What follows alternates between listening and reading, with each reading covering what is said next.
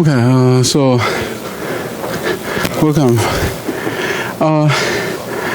I didn't realize that I have to turn on the power of this whole system in order to get a monitor. So I spent so much time to fix the monitor, and actually it's there. Okay. First of all, welcome to enroll in this class, and this is advanced fluid mechanics, and we should introduce our textbook, okay? And if you feel my English is a little rusty, it is possible because it is so difficult for me to wake up at this early morning. So I wake up probably at 5 o'clock, something like that.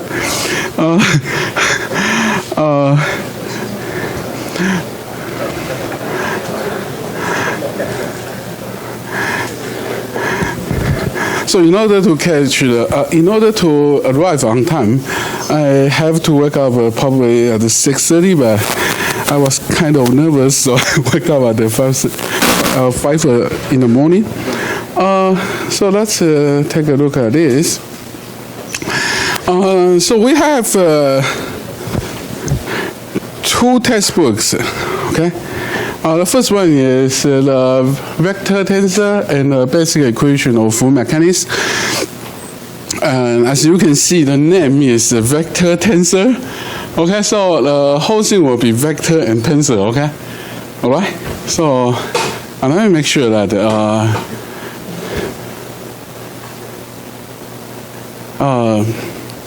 anyone who know what is tensor, please raise your hand, okay? Let me make sure it. Come on. That's not possible. Okay, and let's change your question. So anyone who know what's vector, please raise your hand. Then why you are here? That's ridiculous, right? Of course you know what's vector. And tensor is something like a matrix, okay? It's a higher order things. And if you go back to the fluid mechanics in undergraduate course, you know that you probably learned the Navier-Stokes equation. Your face looks like it's a new thing to you. Okay. Let me do a survey again. So how many of you know the Navier-Stokes equation? Hand? 2 people. Only 2 people. How can be? Let me ask the other question. How many of you graduated from chemical engineering? 1, 2, 3, 4, 5.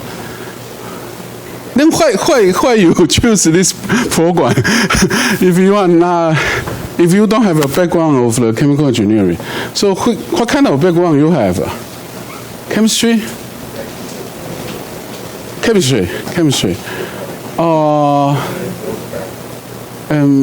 Biological science? No. Biological engineer? Bioengineer? No? Okay, anyway. It's okay, it's fine. What I want to say is, so I will assume you have the background of chemical engineering.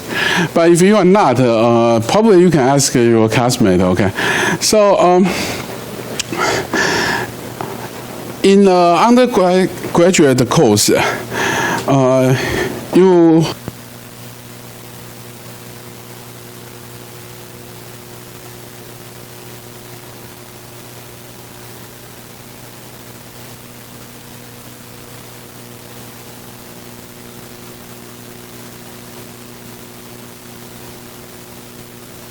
instructor probably told you, the only thing you need to know is the scalar. So he write down the equation for 1 dimension. Nevertheless, the Navier-Stokes equation is in the form of a vector, or actually I should say it's in vector form. It has three components.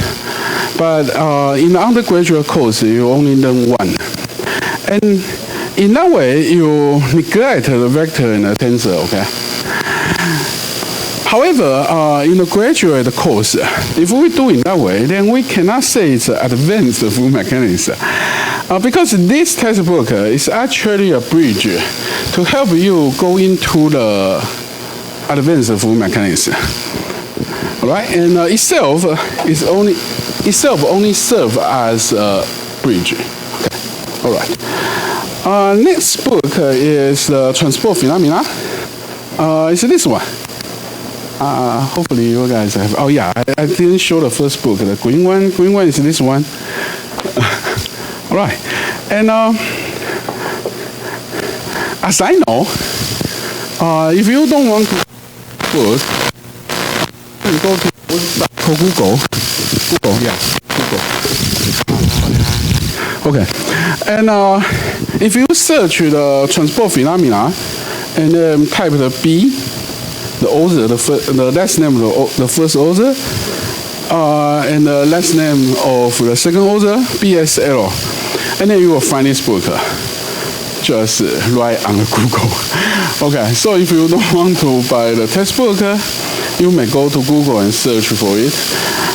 If you can find it, then it means it's there. If you cannot find it, probably you can go to the library and get this textbook. And this one, the vector tensor and the basic equations of fluid mechanics, is also listed as the textbook in the library. So that means you will definitely get able to access this book in the library. It's there. And if it's not there, this one, if it's not there, you can ask the library because it should be there. All right? It should be there. It cannot be borrowed from the library because it has been listed as the textbook. All right. But I didn't list this one as textbook. As I know, this one is very easy to get access after you use the Google. So I didn't list this one as textbook. Okay. All right. And let me briefly introduce these two books. Okay.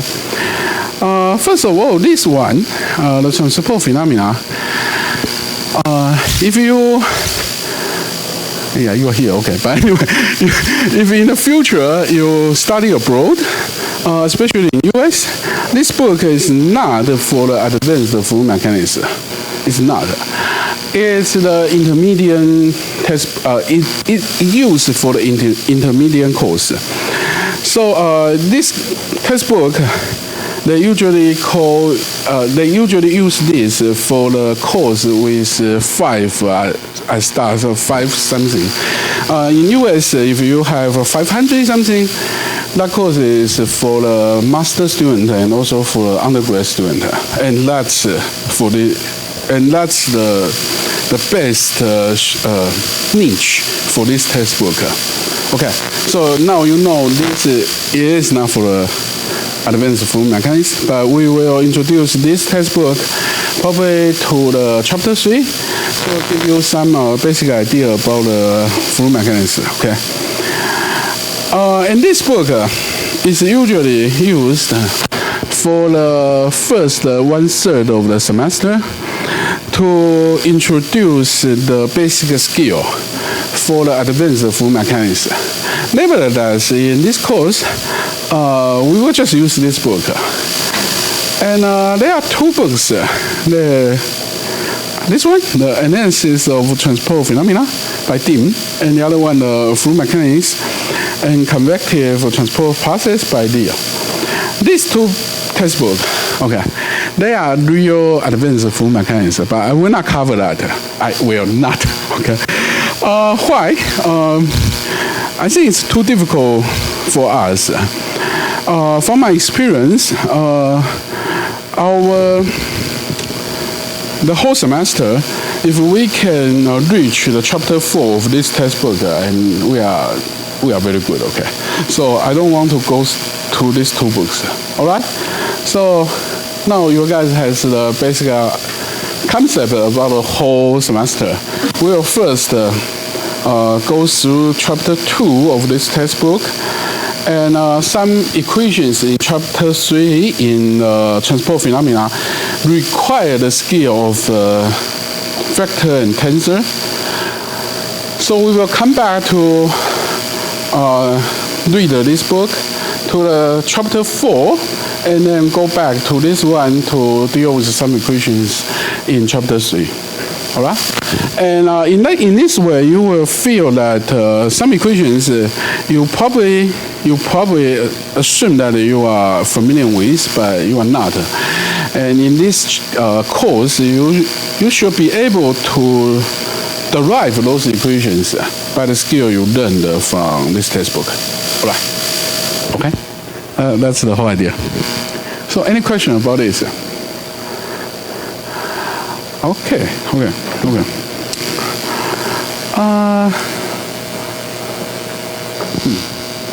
So that's the textbook.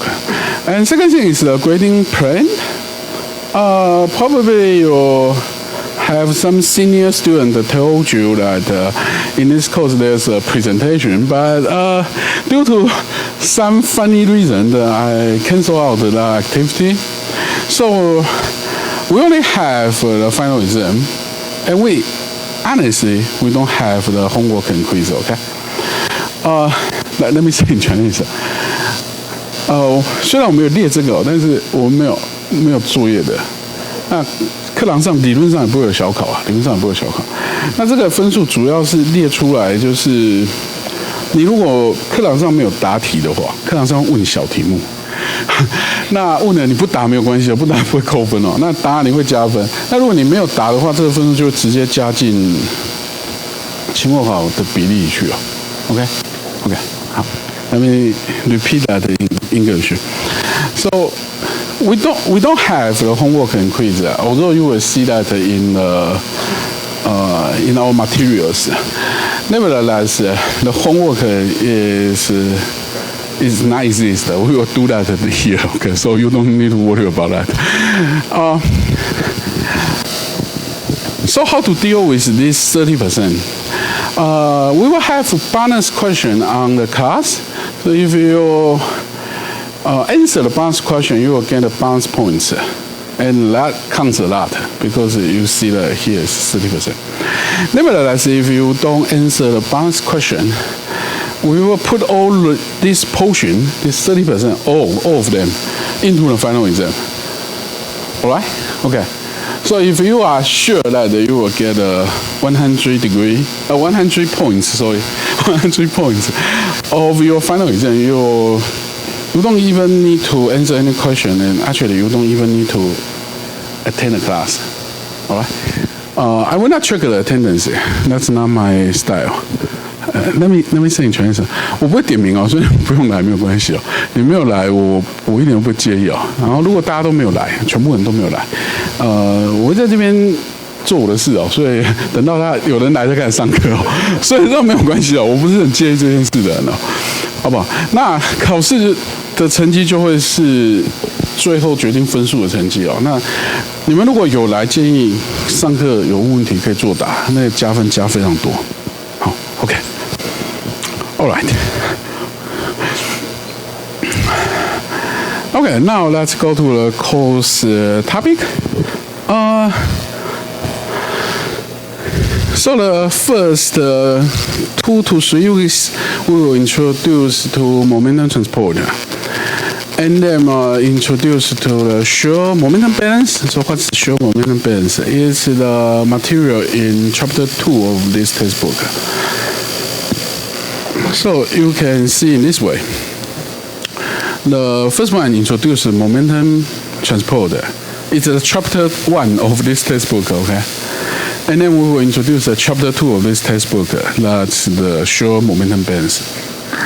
One thing I want to say is many people who feel in a way that this kind of skill is useless because they solve the question directly by Navier-Stokes equation or by equation of motion. Okay? That's true. You can solve the question directly by Navier-Stokes equation or equation of motion. Nevertheless, if you have understanding about the shear balance, you will realize that this skill is not used for the fluid mechanics only. So that's the reason we choose this as one of the material in this course. You will be able to understand how to do this kind of balance. And it's actually, you try to do the mass balance, do the force balance in fluid mechanics, okay? But in future, you can also use this skill to do the energy balance. And that make this shear balance, this skill, can be applied to different area. Like you may use this to do the energy balance of the catalyst. It's nothing about fluid mechanics, okay? So this is a basic skill that every chemical engineer should have. That's why we list this in our course content. All right? Is that clear to you guys? How many of you understand what I try to say about shear balance?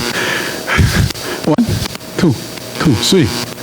Okay. Anyway, I don't mind to repeat that in Chinese. 我觉得有必要讲一下，我怕很多人课修到一半哦，觉得莫名其妙要上这个。所以我为了激起你们的这个动机哦，我必须在这边先跟你们讲为什么我们要上这个。那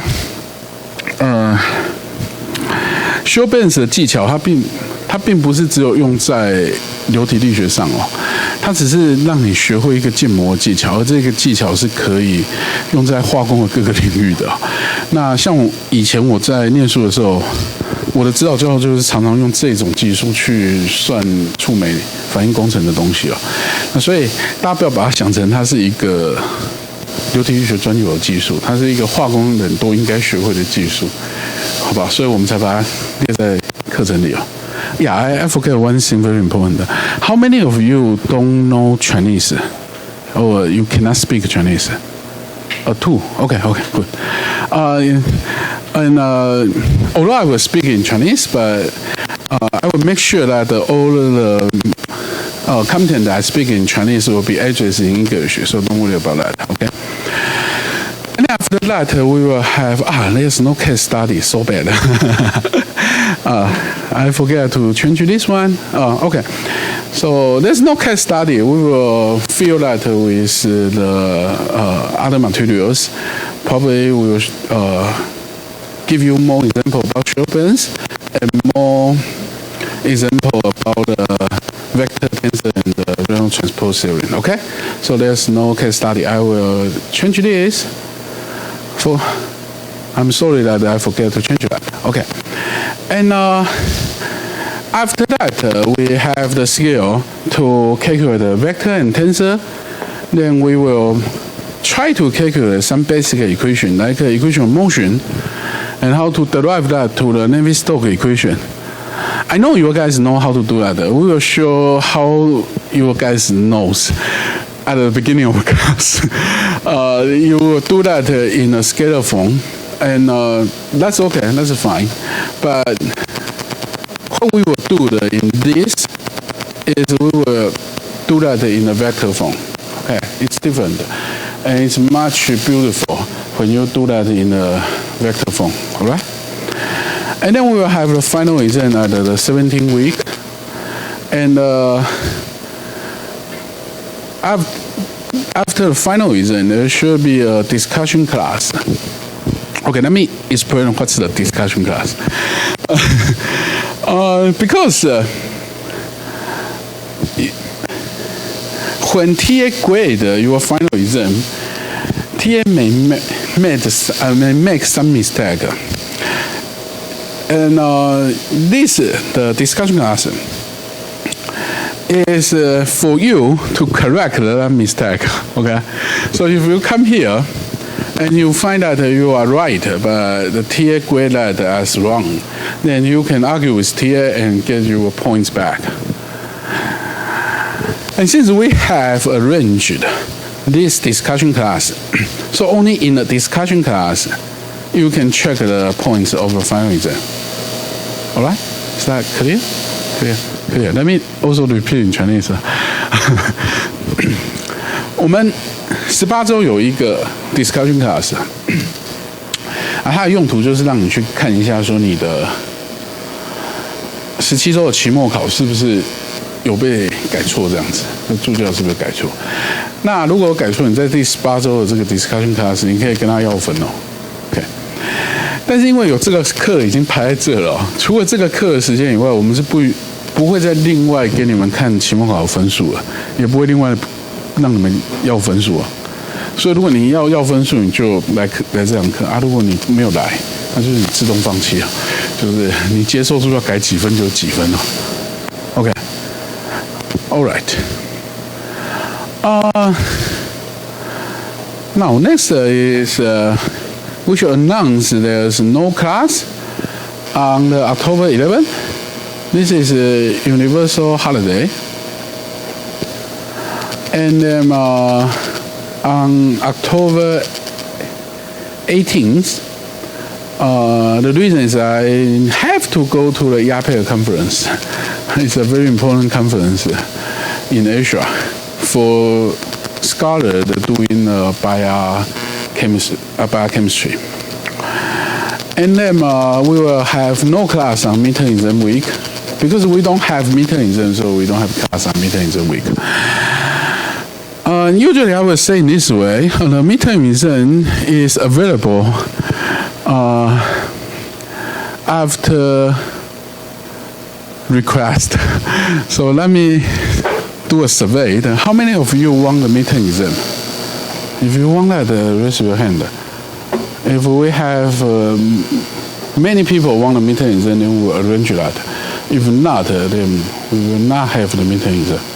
So this is your last choice, last chance. How many of you want the midterm exam? No one. Okay, good. Then we don't have midterm exam. We may announce other days of no class, so please pay attention to the announcement in Taipei Tech iSchool Plus. This sentence does not mean that you need to check the Taipei Tech iSchool Plus every day. No, it's not. The announcement in the Taipei Tech iSchool Plus will automatically send an email to the email address that assigned by the school.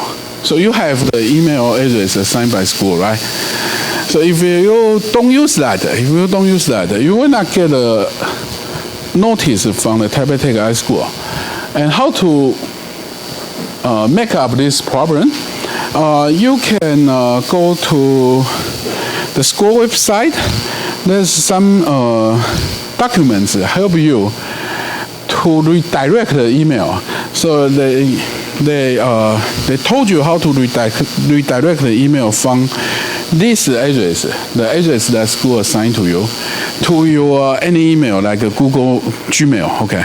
All right, so you can do that, and then if I announce something in here, and then you will receive from your email. Otherwise, you may need to log in to the email address that is assigned by school. Okay.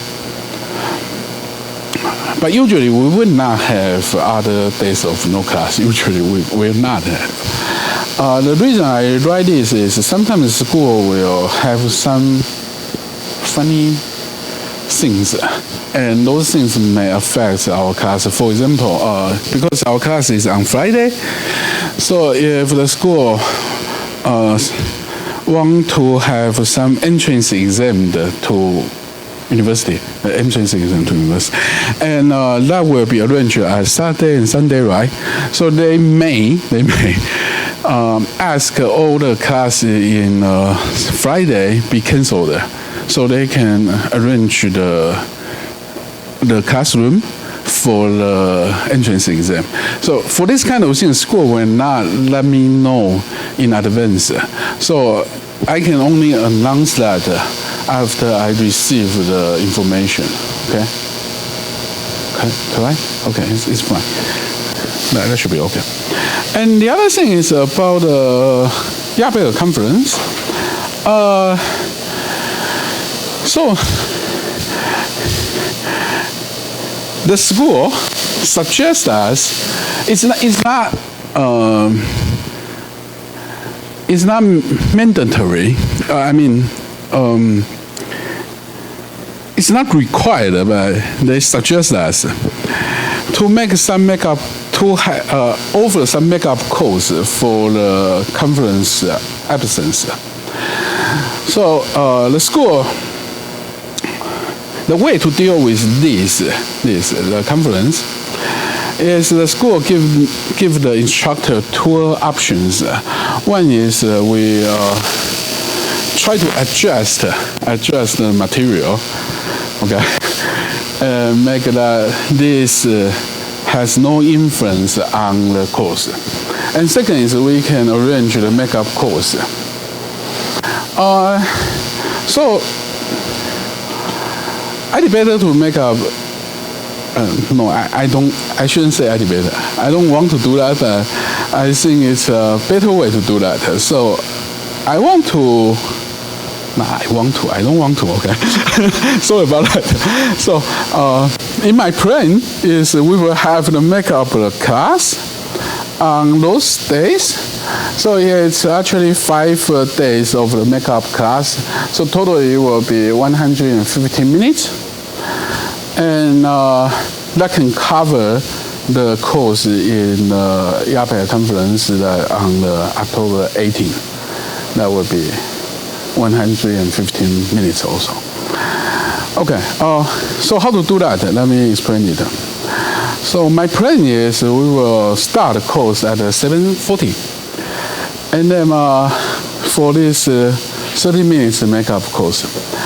Nevertheless, you don't really need to come here if you don't want to.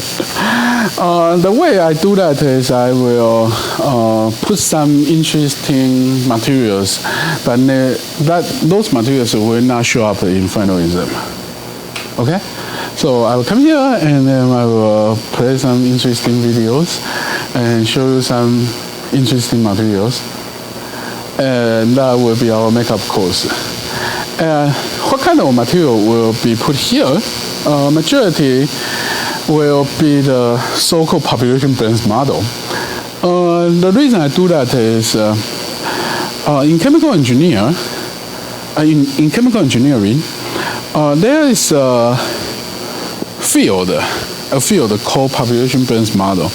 So if you try to submit some articles to journal in chemical engineering, you will find that you can choose a field that called population balance model. Okay, the population balance model is strongly related to the flow mechanics. It actually derives, the whole thing is actually derived from the Reynolds transport theory.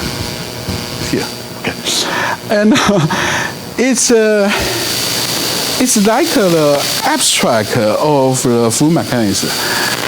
So let me explain why I say in this way. So if you treat the flow mechanics as a concrete idea, because it deals with the problem in the real physical domain. And the population balance model is the counterpart of this. It actually deals with the things in the abstract. I mean, it's not in the real physical domain, but it uses exactly the same idea. So the flow mechanics, if you have some drop or fluid, you move from A to B.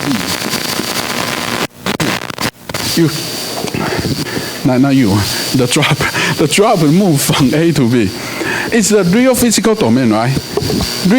In real physical domain, there's a drop moving from A to B. And in population balance model, they deal with here in this way. They probably assign some values to A to B. A is let's give a position 4 and B is 5, okay? And then if the system undergo a reaction, and then the particle number move from the 4 to 5 actually increased, okay?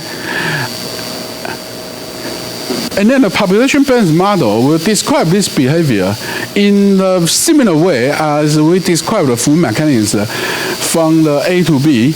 It describes that the particle is increased from 4 to 5.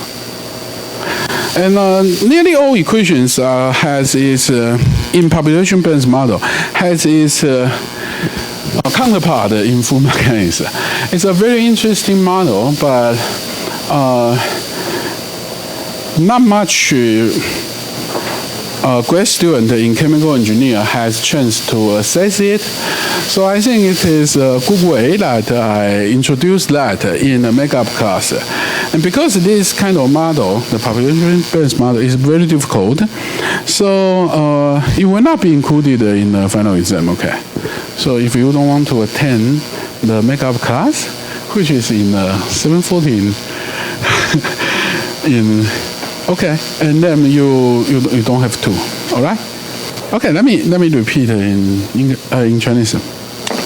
所以这边说一下，就是这个课呢是为了亚佩尔 conference 这一堂课而准备的。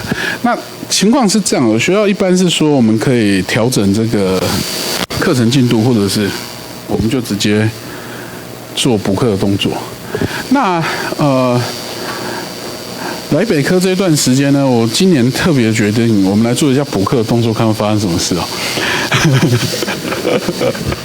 那补课的动作会在7:40开始上哦，就7:40开始上。那我大概可以假设你们不会想来啦，好吧？那所以呢，我也觉得说，那补课既然大家都可能来的人非常少哦，那我决定放一些有趣的影片，关于 population-based model。好，那如果你没有来呢，没有关系哦，那个放的影片不会在期末考里考任何一题哦，一题都不会出现。好 ，OK。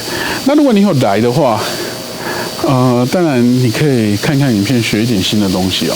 那为什么要上这个叫 population-based model？ 因为流体力学是一个在实际的情况下的一个方程式哦。比如说，你有一个流体从 A 位置到 B 位置，或者从4号位置到5号位置。那 population-based model 是一个抽象的，它一样叙述。比如说，你系统内增加了一个颗粒，所以就等于是从4颗颗粒变5颗颗粒。那在方程式上其实是非常非常类似的。那而且这个东西 population-based model 在化工里是一个很大的领域啊，很大一个领域。如果你们去投递文章的话，就会看到它这样子，好不好？就会看到它是一个领域哦。所以我决定还是简介一下它，好吧 ？OK。那你可以不用来哦，反正就这些时间就是7:40，就这几天好。OK。那如果你没有来，反正放影片嘛，我就放着影片，我做我自己的事哈。那如果有人来的话，有一些影片里面有一些比较困难，我就会做一些解释哦。那如果没有人来，我就一直放就好，我就不会解释了。好 ，OK。All right. So any question about this, Jose? And anything you want to know about the class? Definitely, I haven't introduced this enough. Okay, so let me go to this PowerPoint. And let me briefly introduce myself and why I'm here. Most of you know that my research is nothing about the Fourier mechanics. Okay. Doing the biological things like the molecular biology and also the modeling, the stochastic model of the intracellular gene regulation. And nowadays I also doing research in the artificial intelligence, especially in the image of the plant and microbiology. Okay, so actually, my research is nothing about Fourier mechanics. So what kind of course you will have in this semester? You can think about that. You will have a course full of equations, like a model. And then we will reach the end of the semester. Okay? It's very important. It's very important. Let me say again.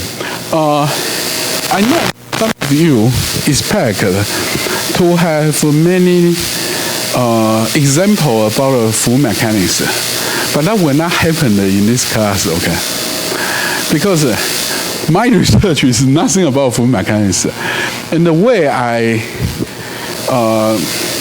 view the full mechanics is this is the tool for us to use in other field. So I will focus on the equations, how to calculate a vector tensor, or how to formulate the shear balance, but not on the full not on the example of the full mechanics. Okay. So what I want to do is I want to use this knowledge from this course to other field, because I'm not a guy who doing research in full mechanics. All right, you get the idea, right? Okay, this is so important, so let me repeat it.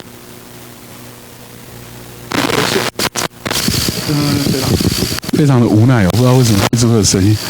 OK， 你们或许会有一些同学会觉得这堂课会上很多流体力学例子啊，那实际上不会，因为我的研究不是流体力学啊，所以我对流体力学的态度是，我希望这些东西学的东西对其他的领域有帮助哦，所以我的研究的重点会放，我上课的重点不是研究，我上课的重点会放在这些方程式，还有这些技巧，包含 shear balance 这些技巧，是不是大家有学到这个技巧本身，它对你可能以后在做其他研究是会有帮助的。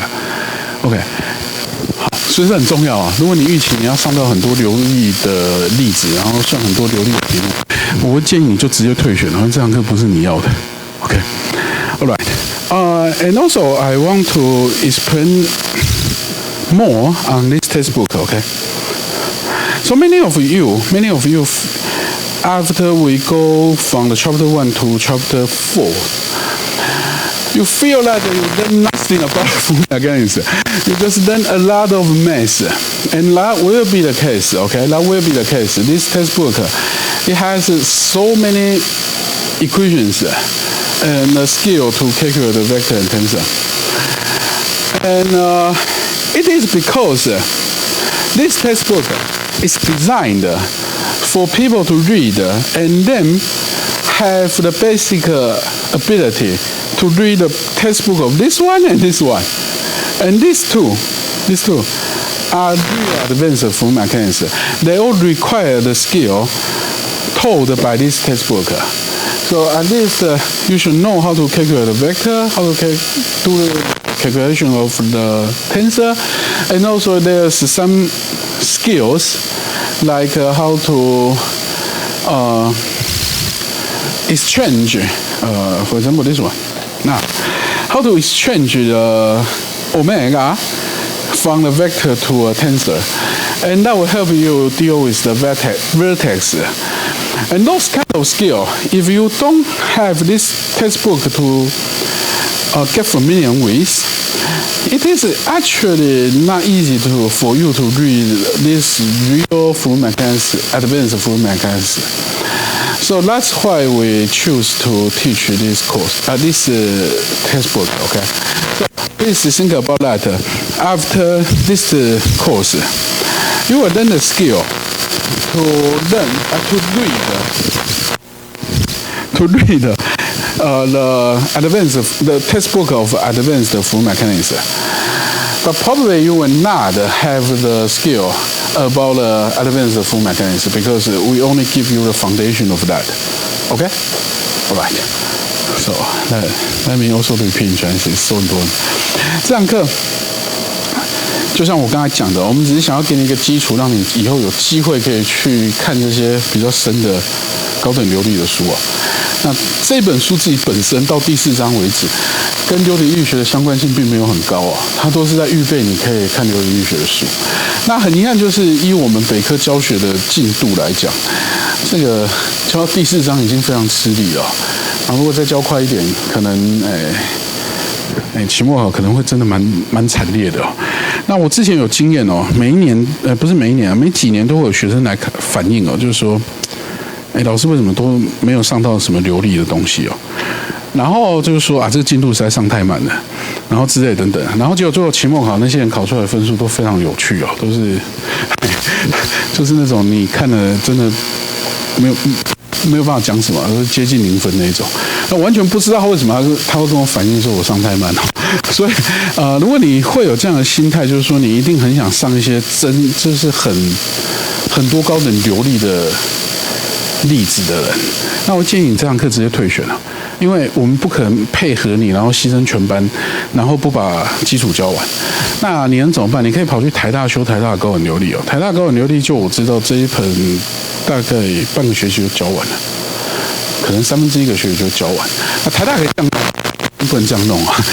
我们这样弄会很吃力啦。可能这个照这样子搞下去，人情况荡下去。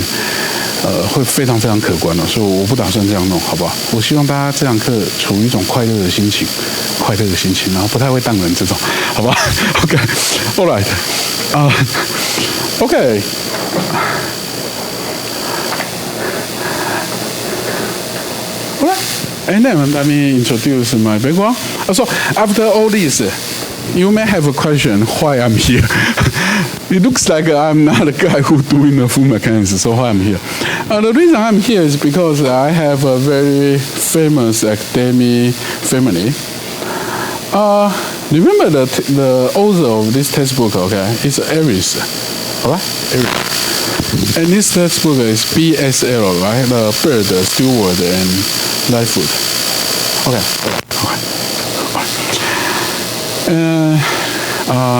This is me, okay? This is my advisor. The Dr. Ren Krishna is a very famous guy in chemical engineer. So many people in chemical engineers say words about this guy. They say that there's no question that Dr. Ren Krishna can solve it. Okay, so it means that he can solve any question. That's actually true, okay. He's a real genius. I never understand what happened to him, okay. He can solve a very difficult partial differential equation without writing it down. So he just look at the equation, and then after probably half minutes to 1 minute, he will just write down the answer. So it's a real genius. And let me also give you an example. You guys know the GSP or something. GSP, the so-called stochastic simulation algorithm. That guy spent his life doing that kind of things. And then he proposed a method called something called Tao-Li-Ping. And after 20 years, he still used that first version of Tao-Li-Ping. And my advisor, Dr. Ren Krishna, one day he saw these articles. How can it be in this way? And then he just used about 10 to 15 minutes. On that time, he is on a bus. So we go to the conference together, and we all on the bus. And he just used the 10 to 15 minutes. He write down the equations and solve the whole question. That Tao-Li-Ping question, whole question. So think about that. That other people cannot solve in 20 years, and this guy just used 10 minutes. So he is a real genius. And he has 3 advisors because he is so good. So during his PhD, during his graduate school, he seek for the advice from many people because he can do a lot of things. And one of them is Dr. Aries. Of course, this Aries. All right. And the other 2 guys are also very famous, Dr. Friedrichsen and Dr. Emerson. The advisor of Dr. Friedrichsen is Dr. Bird. That's this bird. And that's why people automatically feel I'm good at full mechanics, but come on, man, I'm doing nothing about that. And this is Dr. Friedrichsen. How many of you are doing research in bioengineering? by engineering? How can it be? There's definitely many of you. How many of you is under the advice of Professor Fang? Zhong? Come on. Okay. If you do the biochemistry or the bioengineering, you know that cell, if you try to model a cell by using the ordinary differential equation, you will have a dilution term, right? Because cell will grow up. So when cell grow up, equation will be decreased. And that kind of decrease will be described by a term called dilution term. None of you feel familiar with that. That's strange. Okay, and Feddersen is the one who proposed the dilution term. That's actually a quiet work. Okay, so before the Feddersen, the people tried to model the cell, and then they just model that cell, but they don't have the idea that cell will grow up. So those kind of model is not accurate. And that situation lasted for about 10 years. Think about it, for the whole academy, no one know that. And no one feel there's a problem. And Feddersen is the first one proposed that there should be a dilution term for the growing cell. Okay, so he is a big guy. And Emerson is the other big guy. If you go to University of Minnesota, you will see the building is named after him, which is nearly impossible in U.S. Because in U.S. the building is named after the one who contribute the most. So if you denote a lot of money, then building will named after you, not after some scholar. Okay, so it's after Emerson's name. So you can think about that. He is so great, and his famous sentence is. If there is not, okay, his famous word is, we can understand the system only when we have the model. So he is the one who established I can say established the modern chemical engineering by modeling. Okay, so it's a very interesting guy. And of course, for those kind of big guys, he has a very great academic tree. And for Emerson, you can go back to the Bernoulli. I believe that all of you know the Bernoulli equation, and not Bernoulli, okay? And Everest can try back to the Pascal, okay? Anyway, it's kind of interesting. So how I know all those things, okay? That's one day when I was a grad student, and when I work in chemical engineering building, and I see the academic tree, and then I find my advisors there, and finally I find, oh God, this guy, he has a great academic family. Okay. All right, and this is what I said. In this course, we will have a lot of math. So if you don't like math, you may think about to drop out this course because it may not fit your appetite. Okay.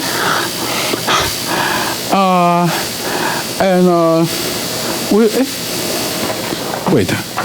Are we supposed to have a break? Yeah, we're supposed to have a break. So let's have a break, okay? And we will come back at 9:10.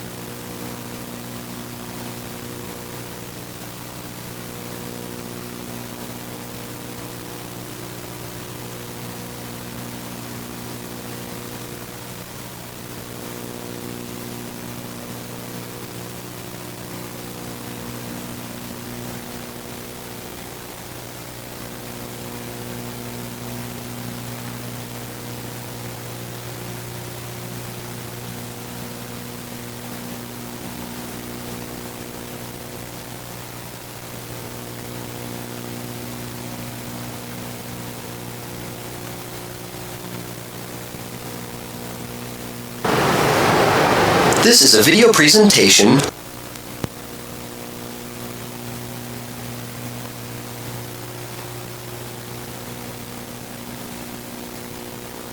Return to class. I'm so happy today because on Tuesday I cannot play video in this classroom. So happy that they fixed it. There are two things I want to announce now. The first thing is some people come to me say that they try to enroll a class after the beginning of the semester, and until now they still cannot enroll in the class, and that's not my problem. Okay, I already agreed of that, so I signed agreed. But however, it still need agreement from the department head and also from the university. So your document of enrollment is not on my. Sorry, I should say it this way. I'm sorry. Okay, so I agree. I already. Sorry, it's kind of funny now. Okay.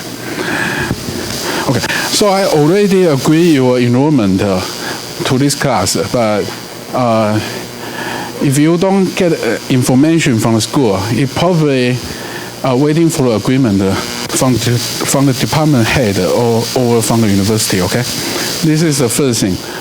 Let me repeat in Chinese. 你们如果有加签的，我这边其实都签同意了，除非你是昨天签的，你昨天送我可能还没按。那如果你还没有收到加签同意，应该是卡在第一个有一个是你的指导教授他要签呐，然后系主任要签，还有学校要签哦，所以这个可能流程蛮多层的，所以我不知道卡在哪，但我签同意了，好不好 ？OK， the second thing is about the classroom. Okay, it's about the classroom, not about the class. The classroom, in this classroom, it is not allowed to drink or eat. It's not about the class, it's about the classroom. Okay, so I don't mind you drink and eat, but the department officer, they mind. Because this classroom is free of drink and food. Okay, so please don't drink any things and food here, all right? Or eat food here. Water is okay, except for water. The department officer may correct you, but I will not do that. Okay, if you insist to do that, I'll just neglect because I don't mind. All right? Let me repeat in Chinese. Okay. 这是关于教室，不是关于我，不是关于课。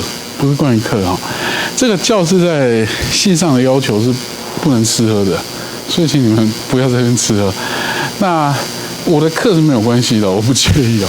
那万一你就在那边吃喝，我会不会制止你呢？不会，我不会制止你，那不是我应该去做的事情，那是系办要去做的事。那系办如果有制止你，那我也不会说什么。那如果系办没有制止你，系办要我制止你，那我也会制止你哈。反正如果系办没有讲话，我不会做什么。但是我希望大家还是遵循系办的原则啦，因为我们人活着不是每次都要去测试底线哦，应该不是这样子，好不好？All right, okay. So before we continue these kind of boring things, let's first see some interesting video, okay?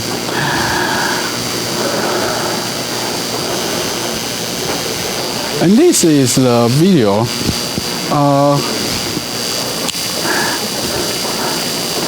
who illustrates how the fluid can be upside down.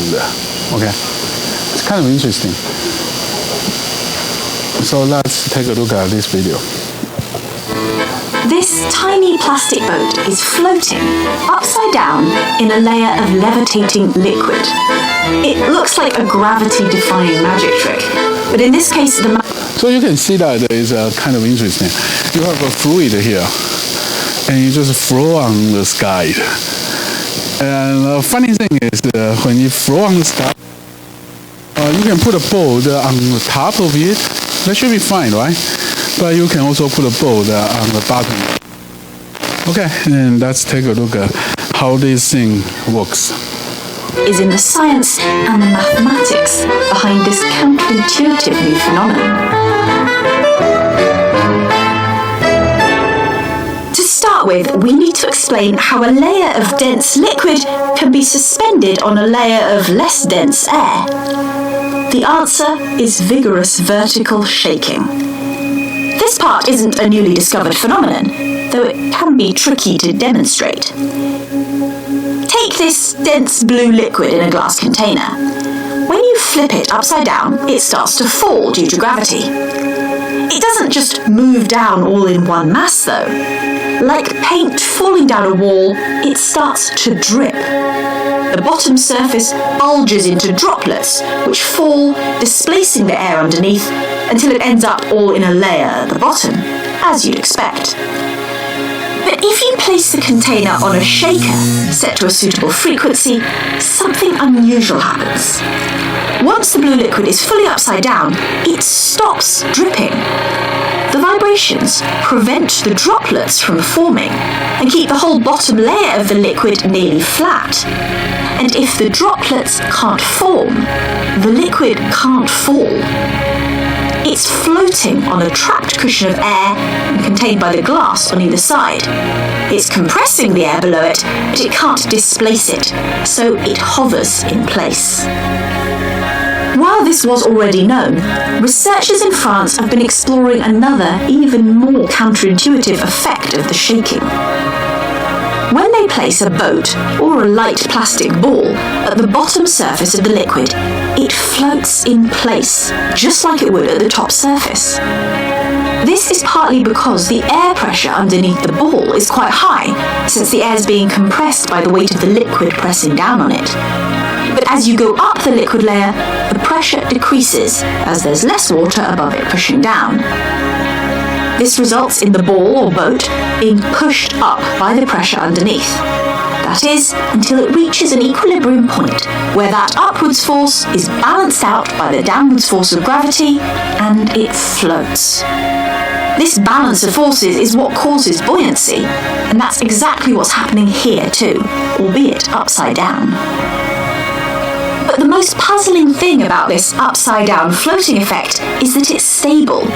If you gently push or pull the boat, it'll bob back to its equilibrium position, just like its right-side-up counterpart does on the surface. The researchers mathematically modelled the forces involved, and sure enough, the figures predict this bizarre, stable reversed buoyancy. It may seem contradictory to all common sense, but the maths checks out. The effect does depend on the system being shaken hard enough though, and at the right frequency. If the vibrations get too small and gentle, the ball and the liquid will eventually fall. But get the shaking right, and that is how science can lead to a boat floating upside down on a levitating layer of liquid. Not with magic, but with maths.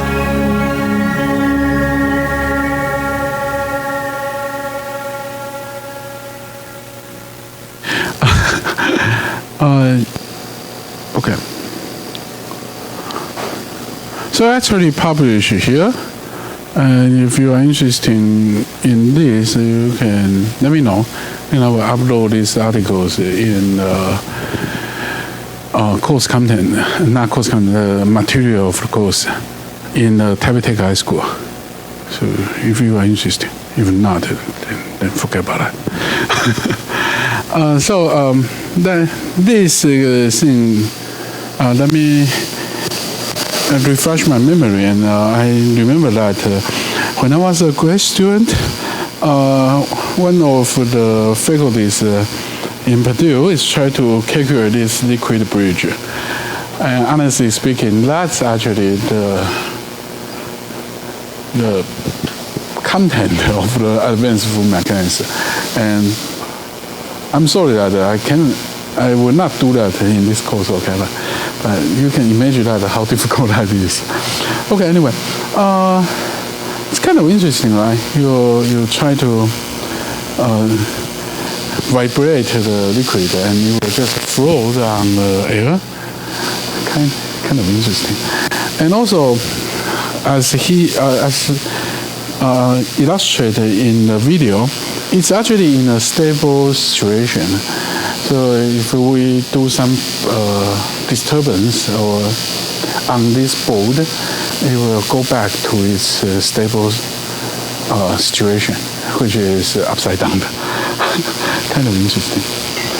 Okay, and we also have the other interesting videos. That it's actually not just a video.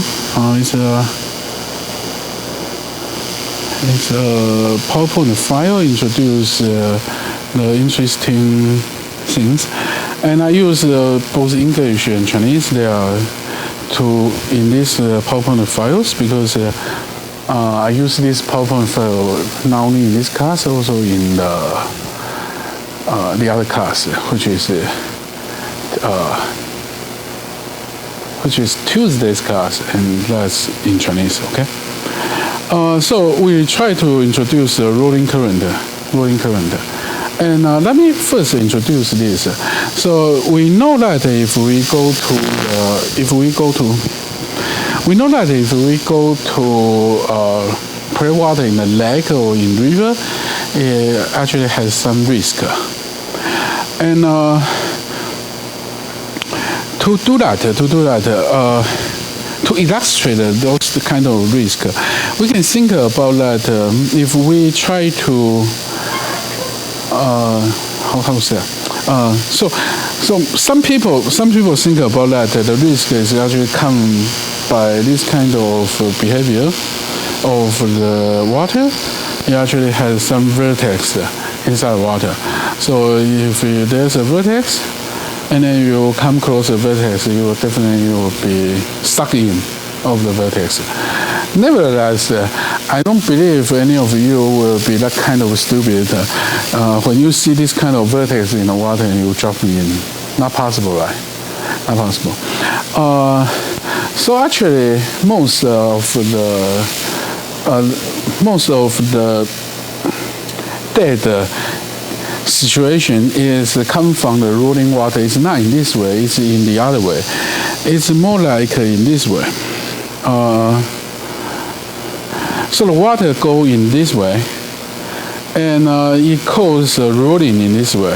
It's a vertical circle. It's not a horizontal circle. And since this kind of vertical circle is actually under the water, we are not easy to notice it. And then once people get trapped here, it can be easily killed. So let's take a look at the vertical vertex, or we call it the rolling current. Okay, rolling current. So it has two examples. One is they try to escape from this and they are not succeed, and the other is they are succeed. Probably you will feel that you don't understand what happened, and that's also the purpose of the video, because after that we realized that it's not easy to understand the rolling current by our eye. And then I will show you a video that will illustrate how to deal with the rolling current, okay? And how it make the river dangerous. All right. So first, let's see if first let's see the video that it actually has the vertex in this dimension, but it also has a vertex in the vertical dimension. And so you can see that when this guy here, he actually be trapped here. It cannot be, because it has some water going back here in this way. All right. And the water will push him back to the waterfall, and also try to push him inside the water. Okay, go deep in the water just like these slides. It will push the people back to the waterfall and also push people go deep in the water, right? And so they try to escape from that. And you can see that when they come here, they go into the range, and then the water will push this guy into the water. And how to escape that? The way to do that is go in this way, right? Go in this way. Because if you go in this way, then the water will push the people up to the surface, and then you just swing and move from this trap. So how this trap affects the river? Let's take a look at this one.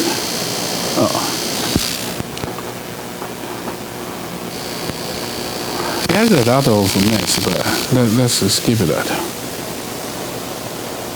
In here? Okay, good.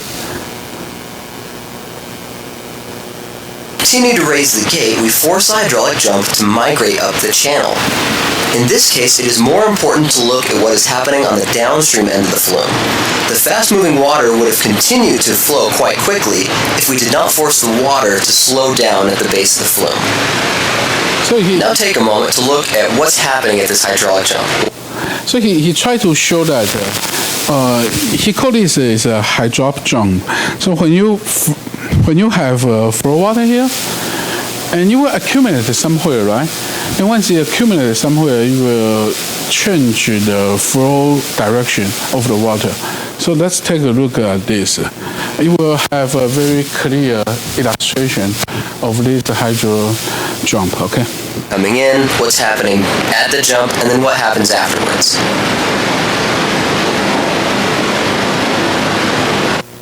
In reality, we don't have the chance to see in this direction. We only have the chance to see upside down, not upside down, from the top to the surface of the water. So, if we see in that way, we are not easy to realize that there's a lot of vertical vertex here.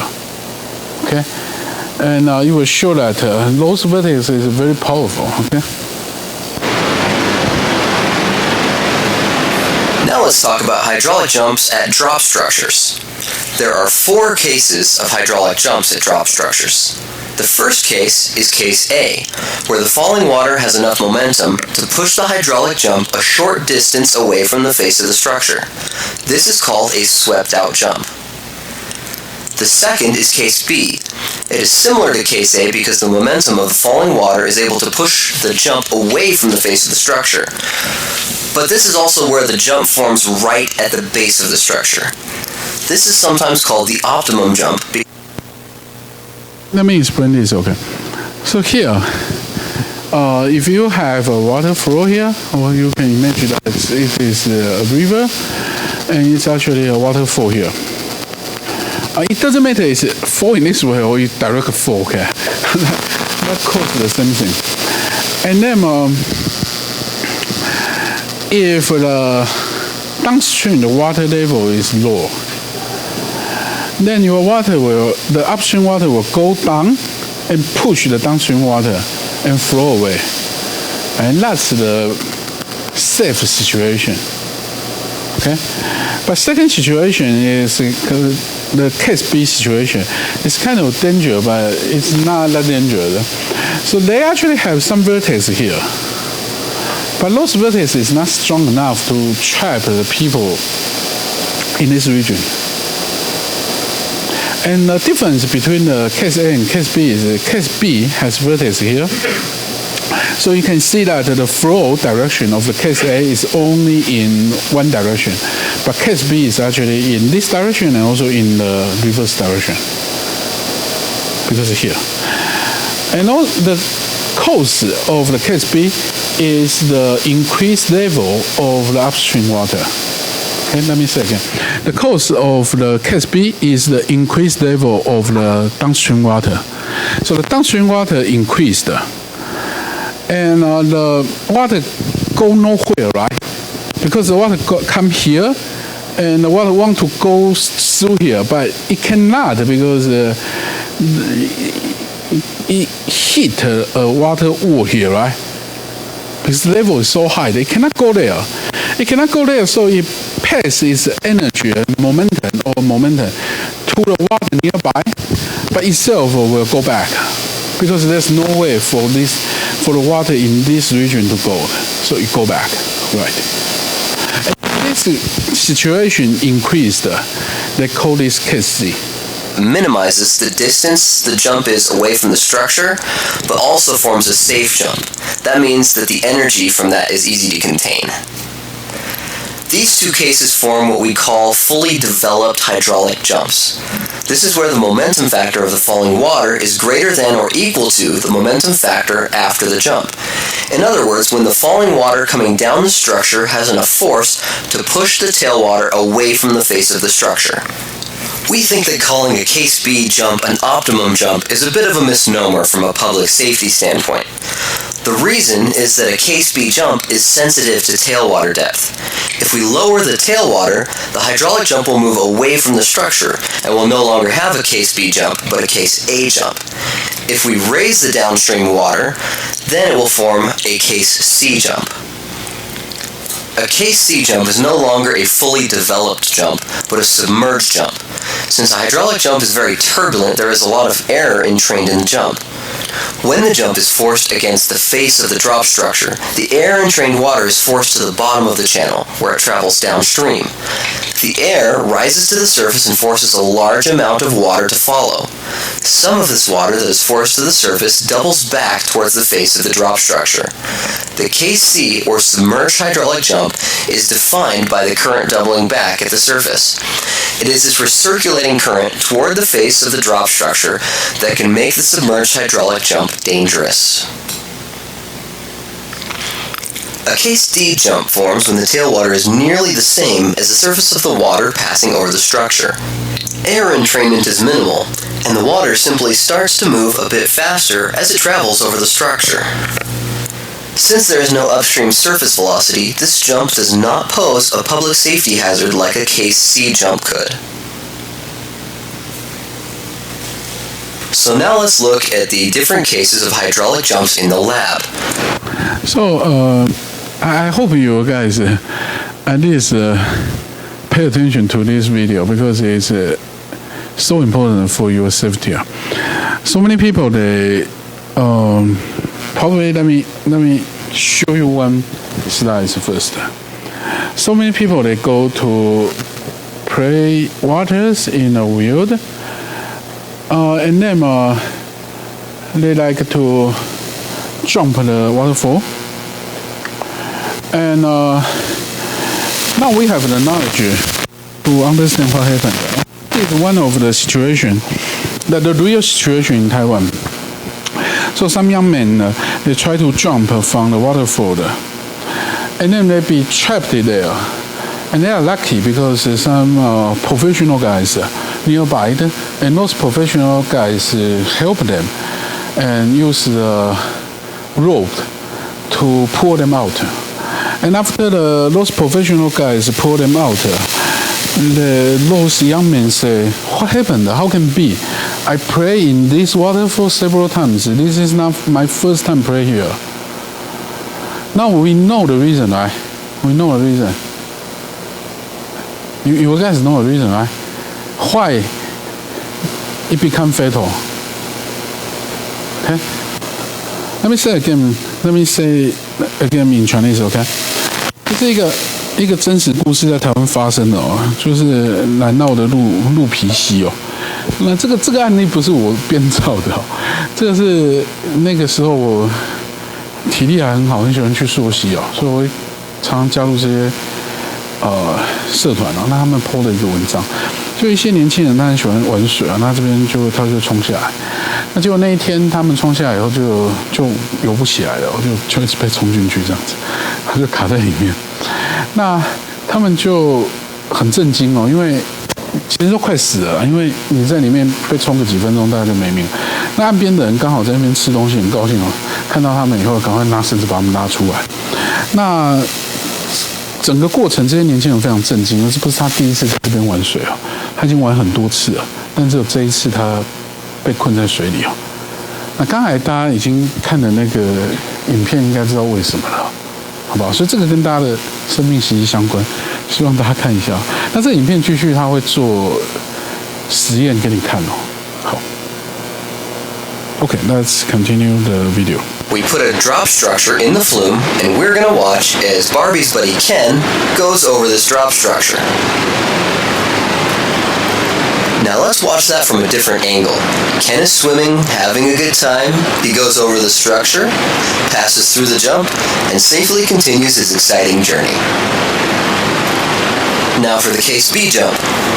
Ken goes over, still passes the jump, still has a good day. Notice how little the tailwater changes from Case B to Case C.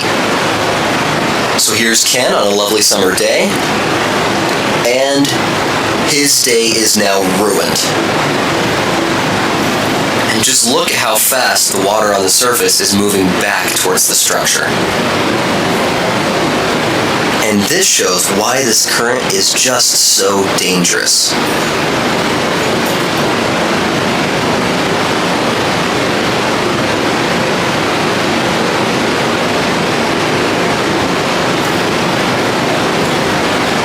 Now we're going to increase the tailwater, and as you can see, the Case C jump still forms. Although in this case, the current is weak enough that Ken might be able to swim out of it. Now for a Case D jump. Here's Ken passing the structure and able to go home from his vacation. Here he is again, and having a great time. Now let's look at these cases outside the lab. This is a place called Howard's Hole. It's located. So I don't want to go through this, but I want you to take a close look at this game, okay? Especially from the Case B to Case C. See if you can see something on the surface. Not on this direction, because if you see in this direction, it's clear, very clear. But see if you can see that on the surface. It's very, very difficult. And we're going to watch as Barbie's buddy Ken passes through the jump and safely continues his exciting journey. So you see a Case A here, Now for right? the Case B. Case A, it looks like in that way. And then you pay attention to that and see if you can distinguish Case A, B, and C. And we're going to watch as Barbie's buddy Ken goes over this drop structure. Now let's watch that from a different angle. Ken is swimming, having a good time. He goes over the structure, passes through the jump, and safely continues his exciting journey. Now for the Case B jump. Ken goes over, still passes the jump, still has a good day. Notice how little the tailwater changes from Case B to Case C. So here's Ken on a lovely summer day, and his day is now ruined. Yeah, so you can see that, right? It's actually nearly impossible for you to distinguish Case B and Case C. Not only the tailwater does not change a lot, it's just a small change of tailwater, and it suddenly from Case B become Case C. And also you cannot see that from the surface of the water. So remember that this kind of waterfall is very dangerous. And also it's Just look essential at how to fast the water on the surface is moving back towards the structure. And also it's not And this dangerous. shows why. Not only when you jump the waterfall, but when you approach the waterfall on the other side, it is also possible you'll be stuck in there. So remember that when you go to play water in river, make sure that you have friends and also have a rope, so it can help you not be killed by the water. Okay. All right.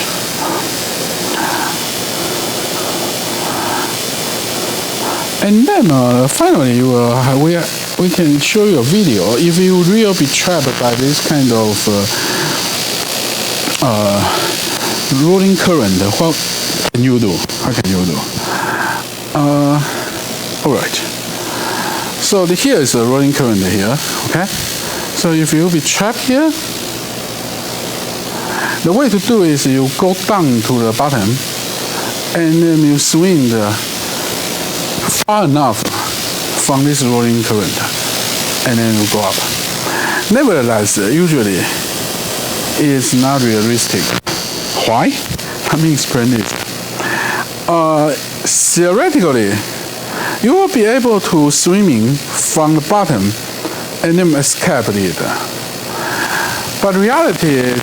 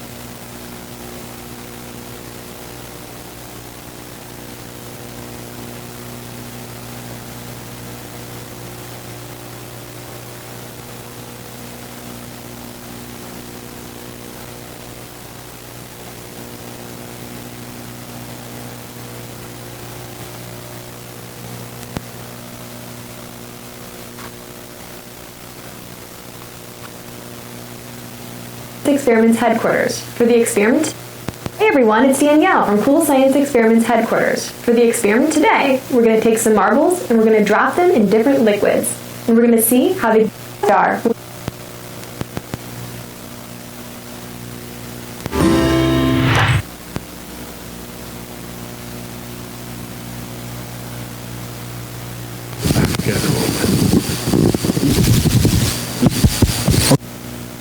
Hopefully.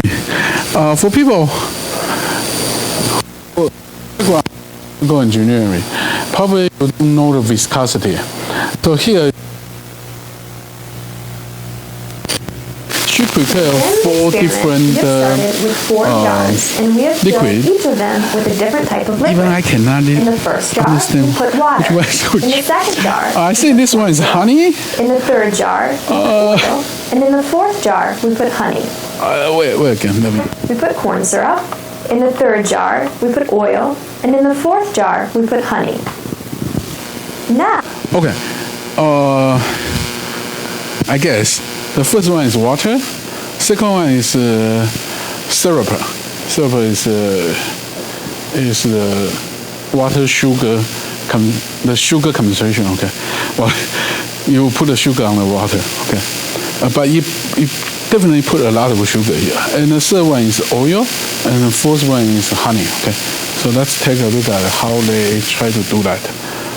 we're going to take a marble, and we're going to drop one marble into each of the jars. So they try to put a marble. Marble is one kind of stone. Okay. They will try to put a marble to all four jars and see how the marble go down to the bottom. Okay. To see if the marble behaves differently based on the liquid that it's dropped into.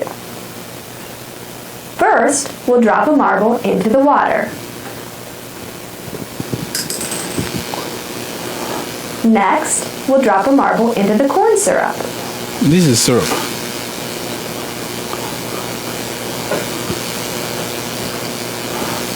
Now, we'll drop a marble into the oil. This is oil. And lastly, we'll drop a marble into the honey. All right. So you can clearly see that the velocity of the marble drop into the different liquid is different. When we drop the marbles into the liquid, some of them move very quickly. Why that cause that is because there's a viscosity of liquid. Can you tell me why? So different liquid has different viscosity. So the water has low viscosity in comparison to honey.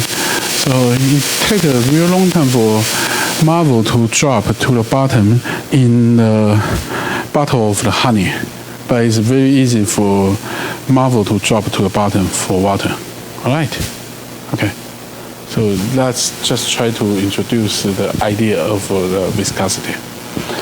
But I remember one thing. So we have to go back to here to finish this.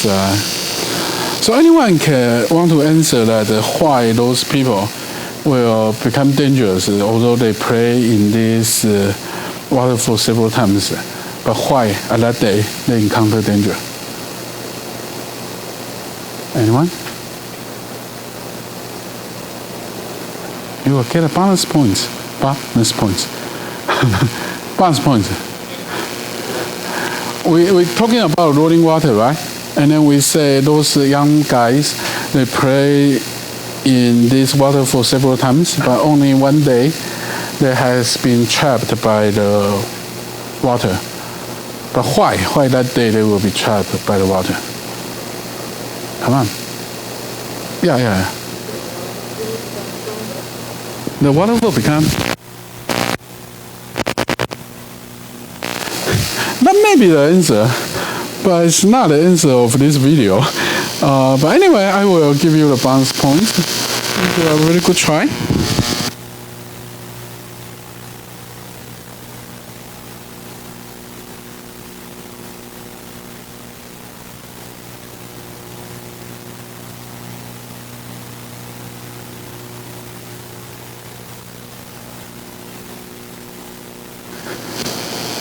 Thinking about the video, okay? Video.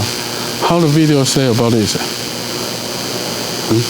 No one wants to answer. Let's go to the video again, okay? Come on, this is related to your life, okay? If you go to play the water in river, you definitely need to know it. Okay, let's go to the video again.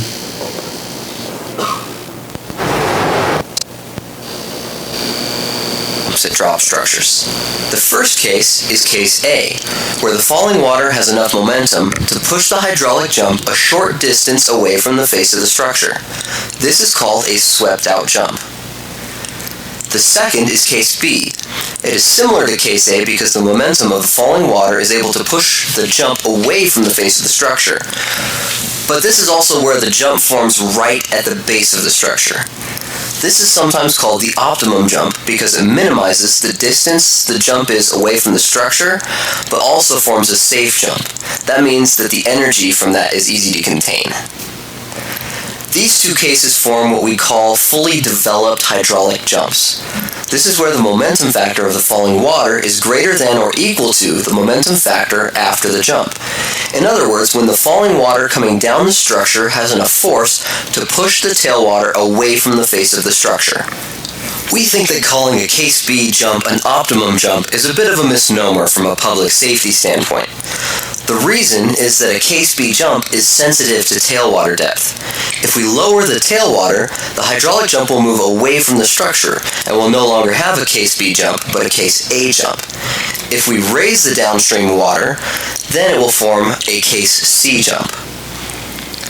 A case C jump is no longer a fully developed jump, but a submerged jump. Since a hydraulic jump is very turbulent, there is a lot of air entrained in the jump. When the jump is forced against the face of the drop structure, the air-entrained water is forced to the bottom of the channel, where it travels downstream.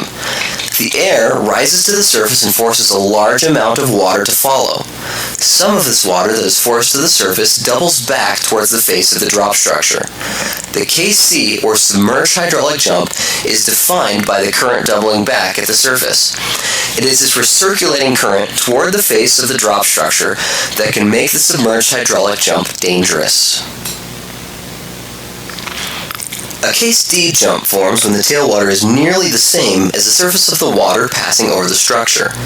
Air entrainment is minimal, and the water simply starts to move a bit faster as it travels over the structure.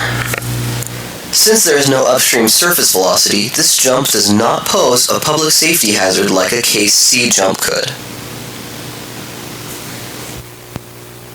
So, anyone get an answer?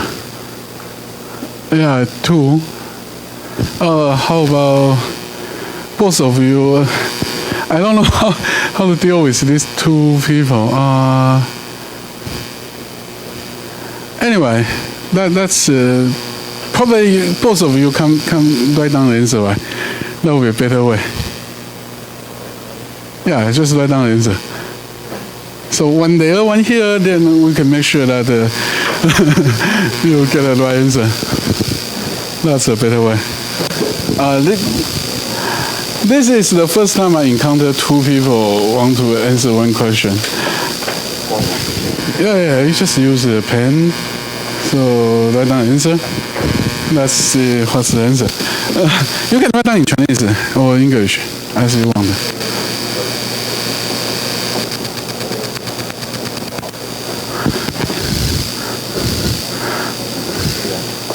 Yeah, I think you are correct. Let's take a look at him.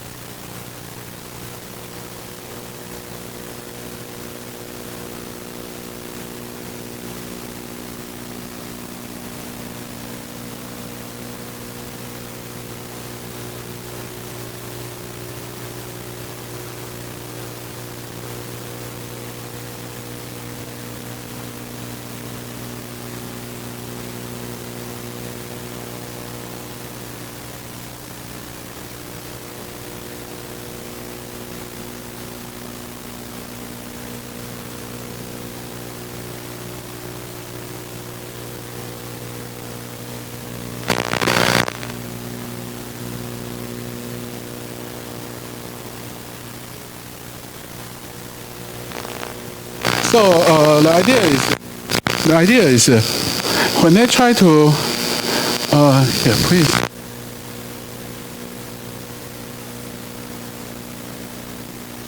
I go to you first.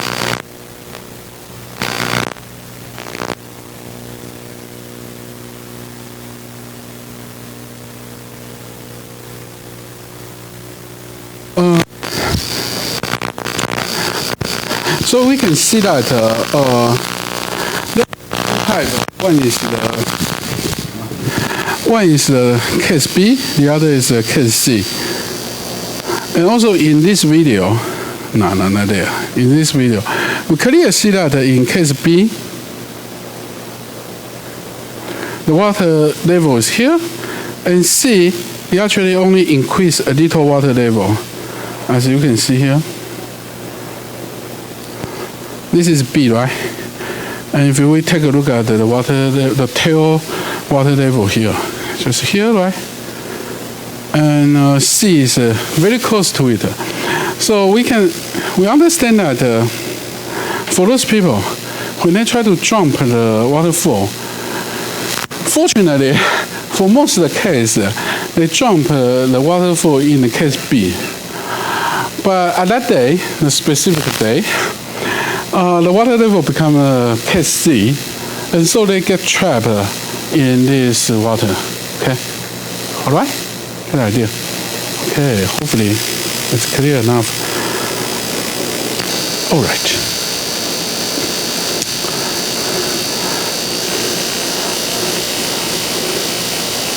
All right, let's come back to the viscosity things. Okay, and. Let me briefly go through the fluid mechanics in undergraduate course. So this is the material from the undergraduate course. At that time, I still assistant professor. Okay, anyway, and we take a look at the video who illustrate the viscosity. Nevertheless, the viscosity is kind of complicated than what we think. It actually has different behaviors. So this is the velocity gradient. It means in this way, okay?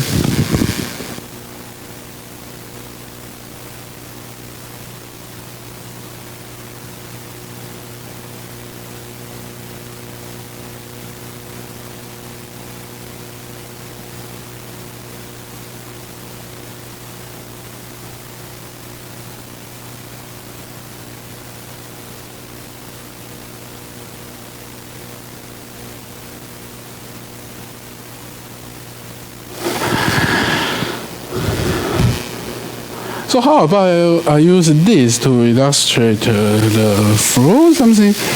So think about that if you push things in this way, right? You actually see that it's in this way. You push on the top, you see it's in this way. For flow, it's not like the solid. So it's not in this way, but it actually has the velocity gradient.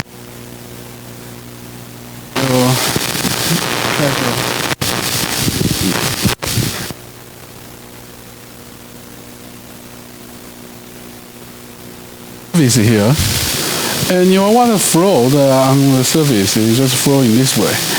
You can imagine that the surface, because the surface does not move, right? So the velocity near the surface is less than the velocity apart from the surface. Okay, so you will see the velocity in this way.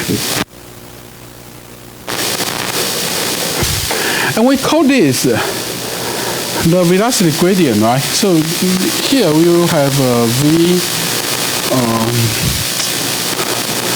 up, back contraction, B.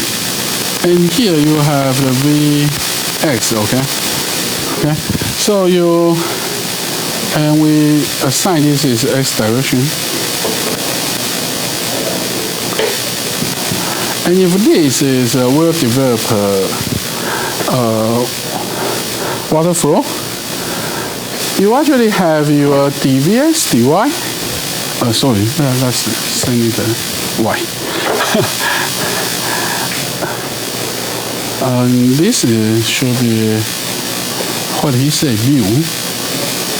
Mu is the function of y. Right? We know that if it close to the surface, the velocity is small, and if it's far from the surface, the velocity is high. And finally, you will reach the back velocity.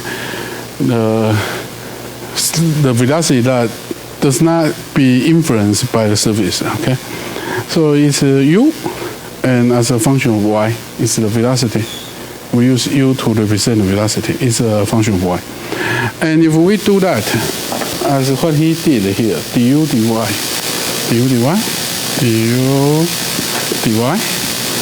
we get a so-called velocity gradient, and that's this one.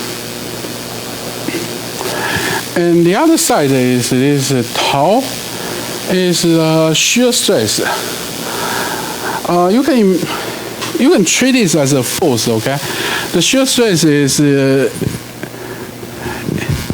the shear stress has the same unit as pressure, so it's the force divided by the unit area. So you should treat that as a force. So think about that if you push if you impose the shear stress, what happened? If you impose the shear stress on the fluid, and it will cause the velocity gradient. So think about that if you have strong water here, you will have a higher velocity gradient, right? So that means you impose a higher shear stress there. I think we should have a break. Let's have a break, okay?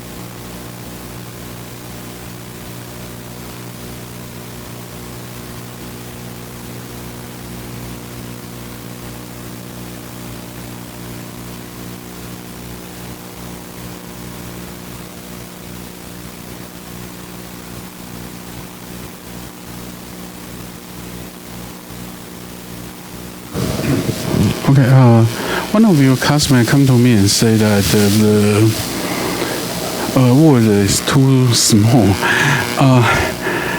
I will try to make it bigger, but I want to say one thing is after we move to the Aries, I mean this textbook,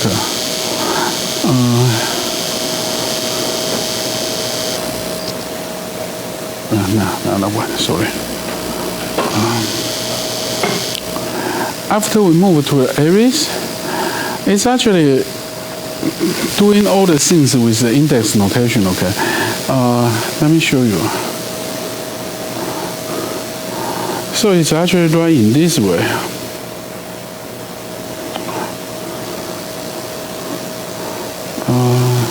What happened here? Yeah, it's actually right in this way. So you will have a notation here and you have an index. And what matters is the index, not that notation only. And so that will cause the thing to become very ugly. Because if I write here, YIZ, it may be difficult for you to distinguish I and Z. And we will have this kind of things all through the whole semester. Because we try to calculate the vector and tensor, so it will have the index here. And what matters is the index. So if you really have difficulty to read them, of course you can remind me and then I will try to write that a little bigger, but I cannot write that too big, right? Because when we try to calculate something, it will be all equations, and if I write that real big, I will have no place to write. So the better way is you can move to the road very close to the blackboard, okay? And it is also, you can remind me, I didn't say you cannot. You can do that. But what I try to say is it will be difficult to let people sit on the very rare road to distinguish the index. Okay? All right. I don't know why this thing is kind of funny, actually. All right.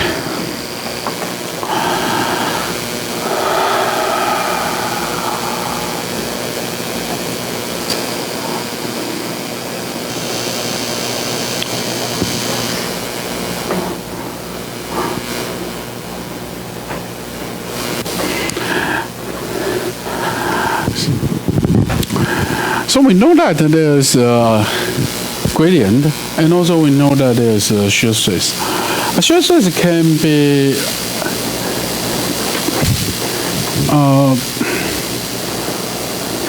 imposed to the liquid by several ways. For example, you have a higher flow rate, or you actually use some physical device to give it shear stress. If this is honey, you use the other plate here and you move the plate, and then that will give the honey shear stress. All right. But you can treat this as a force, because this is the force divided by the unit area. So you think about that, you give a force to a fluid, and then you move. All right. And according to the different type of fluid, it may have different response. For example, some fluid is called a dilatant. If you continue to increase your force, then it can be easily increase the velocity gradient. But some fluid, if you continue to increase it will not be easy to increase the velocity gradient. But some fluid, if you continue to increase the shear stress, the force, it will be easily increase the velocity gradient. Okay? And some fluid, you may need some force at the beginning, and then after the force reach this value, then start to move. And some other fluid, it has a very beautiful linear relationship between these two. And we call this kind of fluid Newtonian fluid. And for all your undergraduate course, you are nearly dealing with the Newtonian fluid, right? Anyone who try to deal with non-Newtonian fluid for the undergraduate course? No? Okay, fine. And in this course, we don't care about those kind of things actually, because we are interested in the equations and those and the skill to solve the question, not interesting in the viscosity. But for most of the question here, we're still dealing with the Newtonian fluid, okay? All right. And next is, not this one. Next is I prepare a very interesting video for you guys to understand the difference between the different type of fluid and what will happen. This kind of a very interesting video. Let's show it.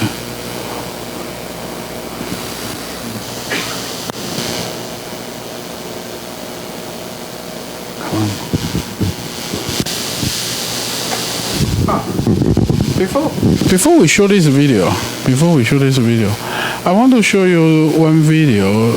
Probably I should show you this video first. Okay, and let me show you this video first. Okay. So let's take a look at this. Here we have got whipped cream. This one here is ice cream. That one there is chocolate syrup. Whoa. You love this, don't you? And this one here, this is our contribution from England. Pudding, right? Okay, so there are 4 desserts. One is the whipped cream. That is what you see on your cake, okay? On the cake. The second is ice cream. Everyone knows ice cream.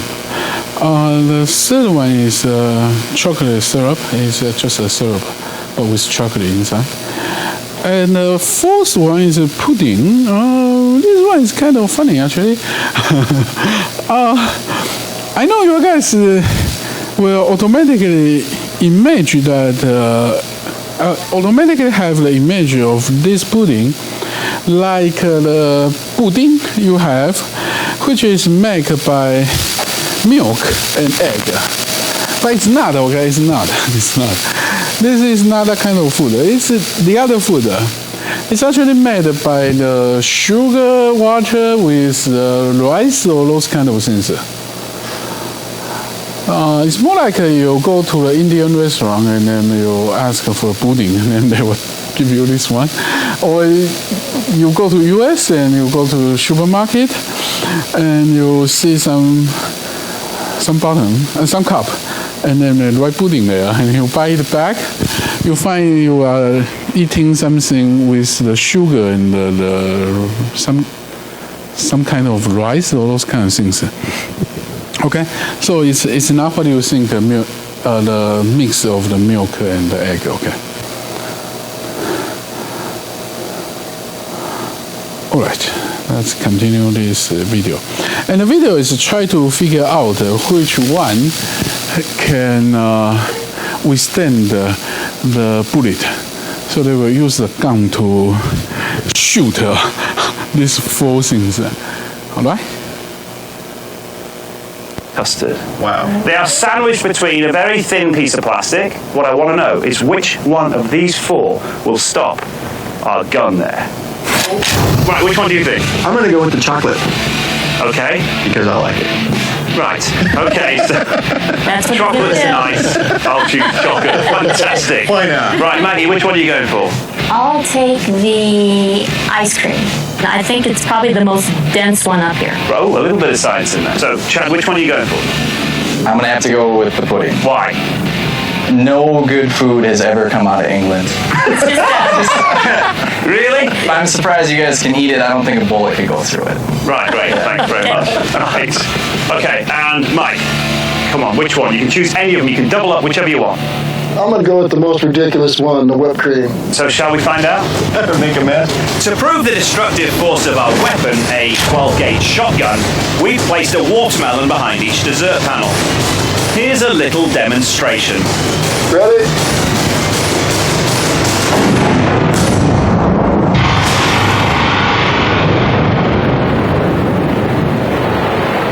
First up, Mikey, in your own time, whipped cream. Ready?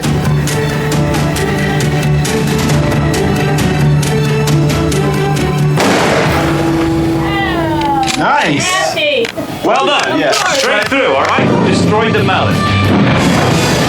Clearly, the whipped cream offers no protection at all. Will Maggie's choice, the ice cream, fare any better?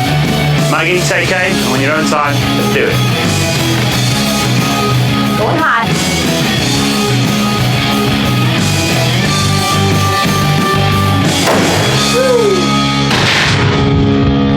So well done, you were right again. Melon has been destroyed. Good shot. Okay, to kick things up a notch, the last two sweets will face off in a head-to-head competition. It's chocolate syrup against pudding. Can either stop a 12-gauge blast? Right, in your own time, let's see what you got.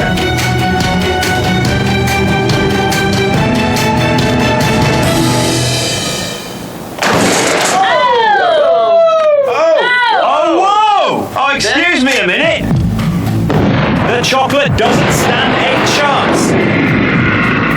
As for the pudding, come and have a little look over here. Come on, Serious? give me. Oh my god. Come on, Yeah, you gotta be kidding. bulletproof pudding. The shot smashes through the plastic, but seems to bounce off the pudding, as if slamming into a solid wall, leaving the melon intact. So pudding is our winner. So the question is, why that and none of these? What's special about that? No idea. It's something called a non-Newtonian fluid. It doesn't act like other fluids. This stuff, when you impact it super hard and super quick, it basically becomes a solid.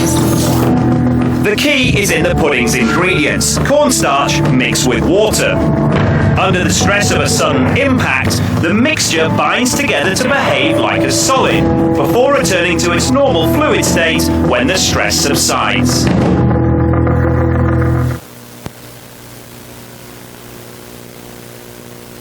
And understand by this one, right?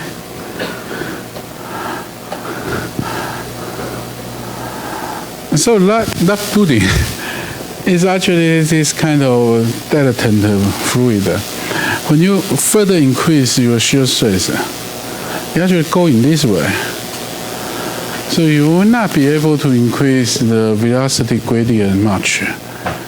And as a result, you just hold the bullet. Okay? Good idea, right? And use this idea. Those people, they try to make some funny things like this one. So they, no, not that one, sorry. So they,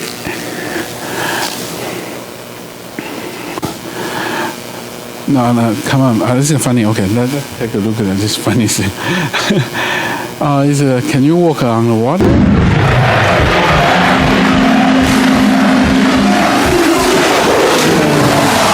Of course, you cannot walk on water, but you can walk on the bed. So they put a bed in the fluid.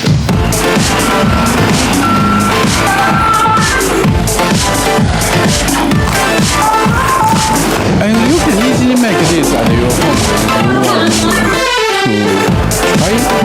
if you want to try it. You can use the starch in water. And then you mix them together. I know the ratio in the water starch is 1 to 3 or 1 to 5. Between 1 to 3. And then you will feel that you use your fork or something to try to penetrate the fluid. difficult one, you will not be able to do that. Provoke it in a violent way. But you can slowly kind of use it. Yeah.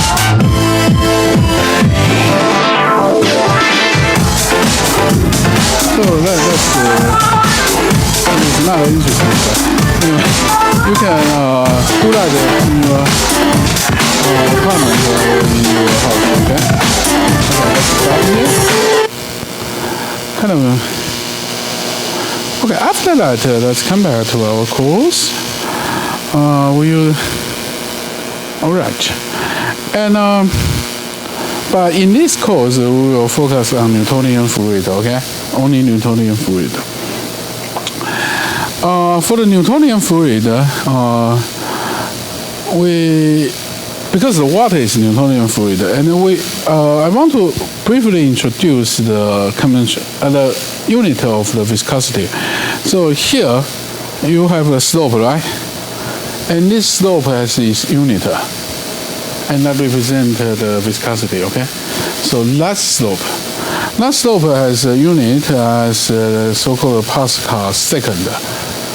And how to do that? You can write down the unit of this one and the unit of the shear stress, which is Pascal. And this one, the velocity gradient, and then you will get this unit. I don't know if you have difficulty to get this one. So you guys are okay to get this unit or not? Okay? No? No. How about we do it this way? I said this as a bonus question. So how to get this unit?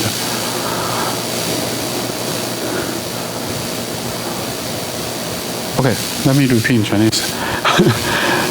这次的加分题就是我们要怎么得到这一个单位。Alright. So the bonus question is how to get this unit. So you know that that's the unit of this slope. Because we call this slope viscosity. So we want to get a unit of this slope. Alright? So how to get that? We have the velocity gradient here, and we have shear stress here. And the shear stress is the same unit, has the same unit as the pressure, which is PA, Pascal. And we want to get a unit of the viscosity. So anyone want to try it? We have two sides, right? So we have. If you want to try it, raise your hand. Let me know.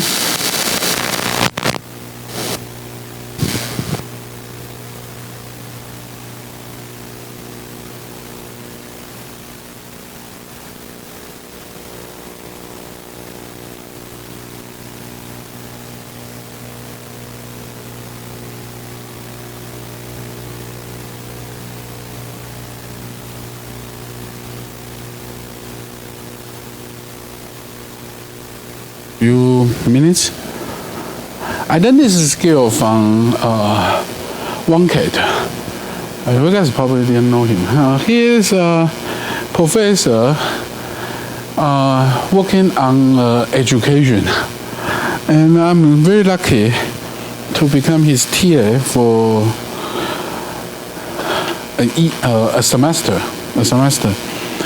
And he's a very nice guy.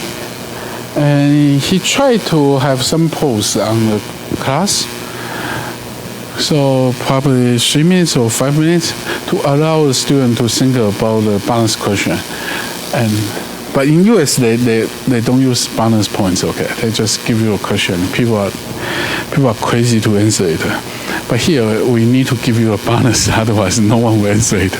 So anyway, I will give you 3 to 5 minutes, think about that, how to get this unit.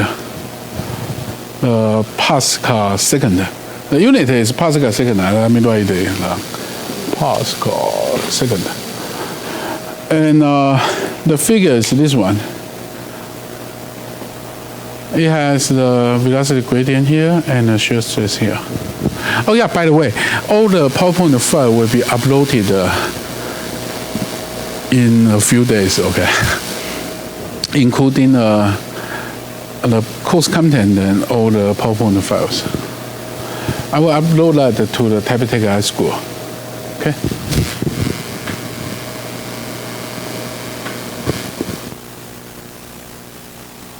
Yeah, sure. Yeah. So you have the slope here, right? So how you get a slope? The unit of a slope. That's all. Kind of easy, right? Yeah. Yes, please.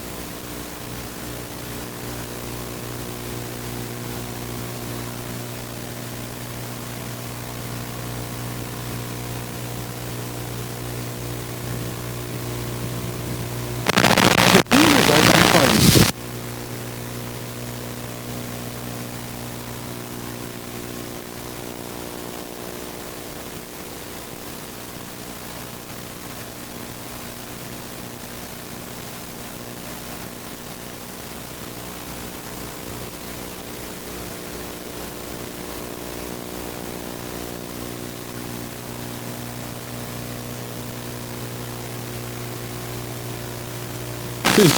Thank you. ID. All right. So it's kind of easy, right? And you guys, as illustrated by your classmate, we can easily get units because the unit of this one is meter per second and the other is meter, so you cancel out the meter. And you will have the second, and the unit here is Pascal.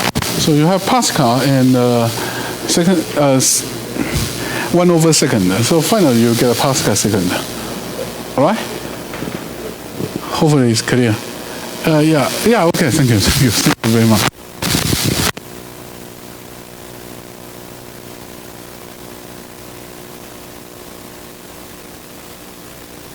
Okay. Now, once we know the unit of light, then this is unit conversion table to show you that if you want to exchange your unit to other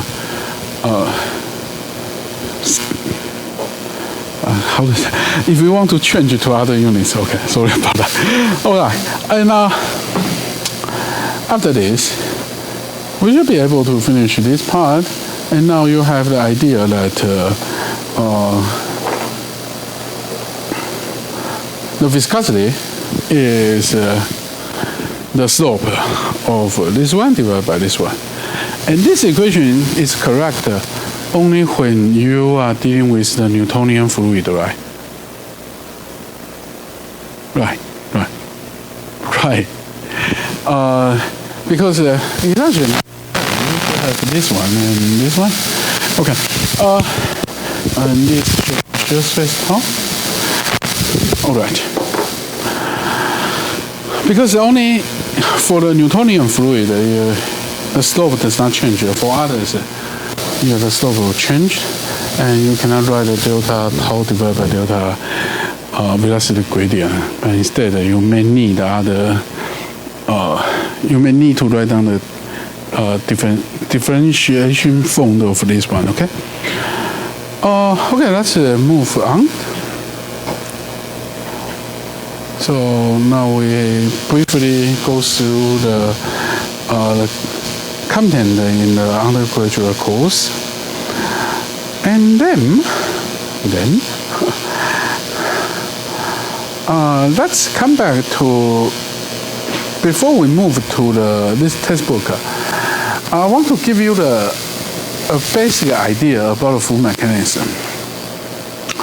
So many people feel the fluid mechanism is so difficult because there are a lot of equations.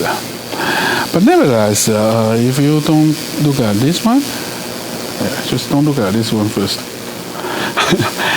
You actually only have two equations, okay? The first equation is continuity, and the second one is the equation of motion. And very interesting is these two equations, you can easily obtain these two equations by the mass bands and the force bands. Okay? So we will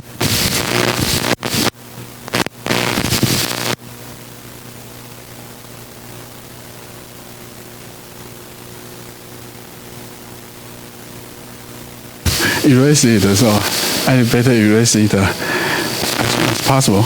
Okay, so we have two basic equations. One is the equation of continuity, and the other equation of motion.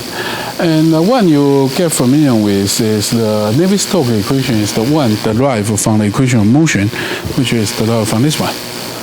All right. The first one, this one is come from the mass bands, and the second one is come from the force bands. So let me show you that, okay? So you can kind of feel you are getting familiar with the fluid mechanism as long as you realize that there's only two equations. One is the equation of motion, and the other is the equation of continuity.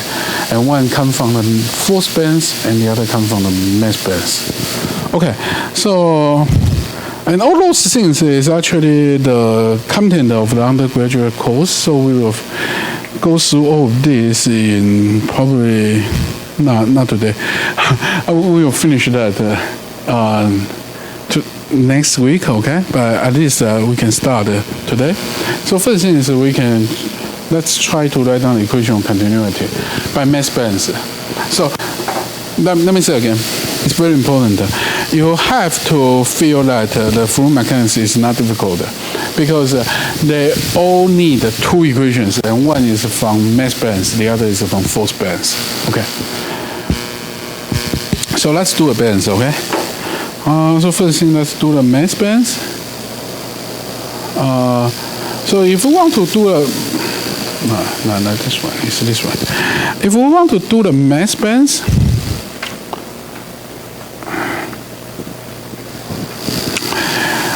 we need to think about that. There's a fluid go in and a fluid go out, right? because it's the flowing fluid. So it will go in and go out. So we use the go in minus the go out. That should be equal to the accumulation, right? So let's write down the mass balance, and we just take a kind of easier control value this way, and then we account for the fluid go in and go out in 3 directions. Okay, so let's do it.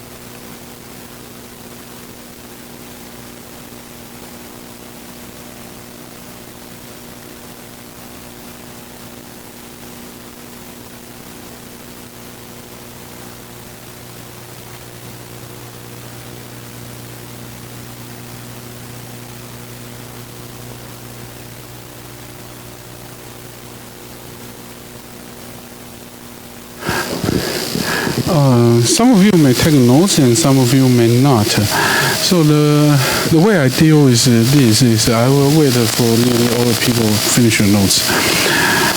So if you don't want to take a note, you can do anything you want, but don't bother the people around you. Okay, just do quietly.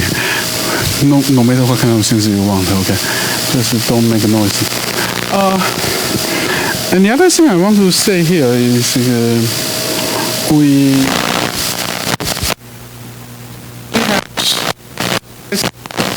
and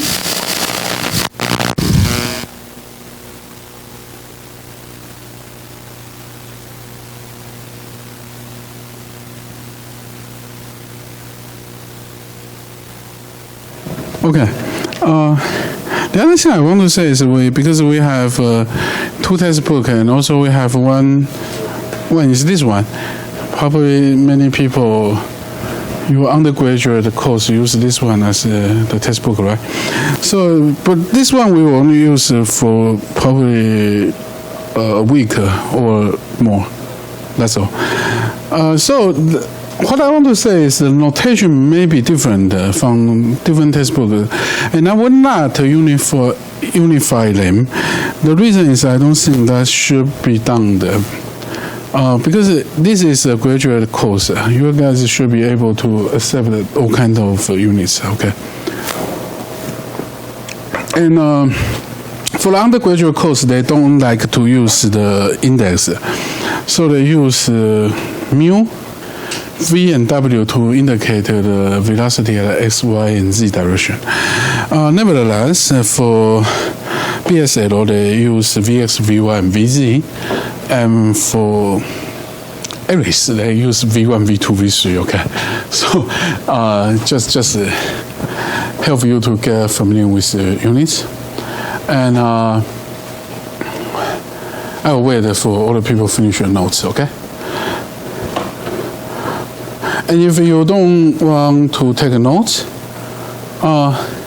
think about this one, the last road. So, and will you get that one?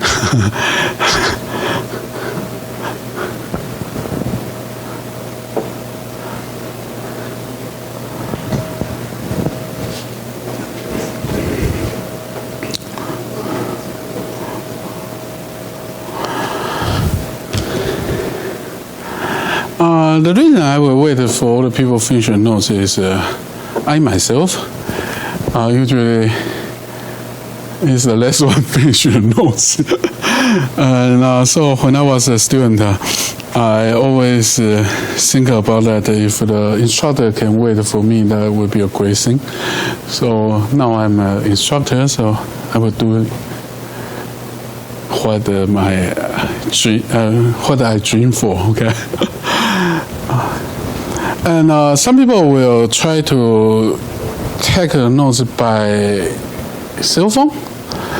This is good, but I don't know how you prepare the exam by cell phone. Okay, so think about that. If you can do that well.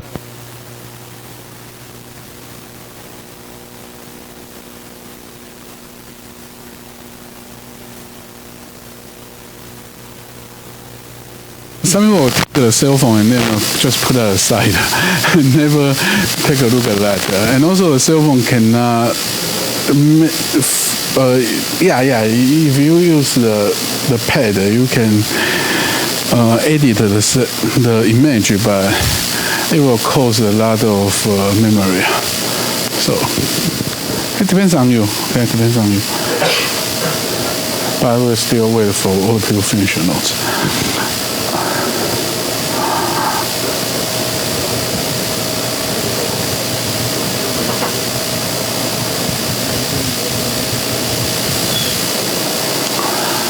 All right, and I kind of believe nearly all the people finish the notes. But I have one question. So how many of you are familiar with the last rule? That Dale notation.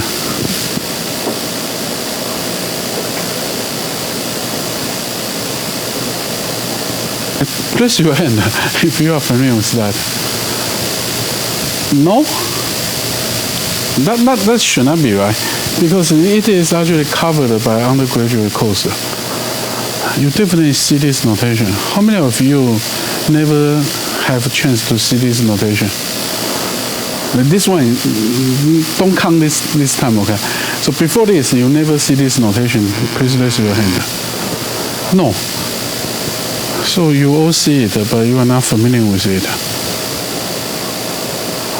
So since you all see it, how about I ask any of you, what's the meaning of that? No? God, this is kind of funny. Okay, I will first go through all this and I will explain this, okay? So first thing we do the mesh bands. I don't know how many of you are familiar with mesh bands. But if I ask a question, you guys are still in that way. No one wants to raise their hand and no one wants to say yes or no. I know if your background is chemical engineering, then you should be able to do a mesh bands. But if your background is from chemistry, probably you are still able to do that. So how many of you are not familiar with the mesh bands? Are not familiar with mesh bands. Okay, you are not. Okay, let me explain this, okay. So the mesh bands is try to balance the mesh. No, I will not say it that way. The mesh bands to do the mass conservation, okay? Try to apply the mass conservation. So think about that, if the mass go in and the minus the mass go out, it should be the mass retaining in the system, right? If there's a mass go in and there's a mass go out, and if you use the in minus out, it should be the mass stayed in the system, okay? That's kind of easy to understand, right? But in this system, we know that the mass go in is not a one-time step. It's a continuous process, right? It's a continuous process. So it's a mass go in, the rate of the mass go in, the rate of mass go in, and the rate of the mass go out. And that gives you just take a look at the one direction first, okay? Just neglect the. So you just take a look at the one direction, the first row, and you neglect these two. The mass go in minus the mass go out, and because this is a rate, it should be equal to the mass change divided by the time, right? Divided by time, and you can always treat this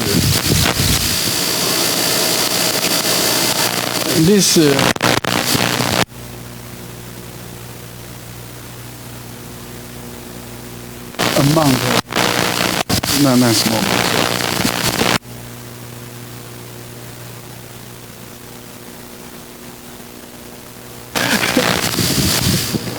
Okay. How many of you have questions?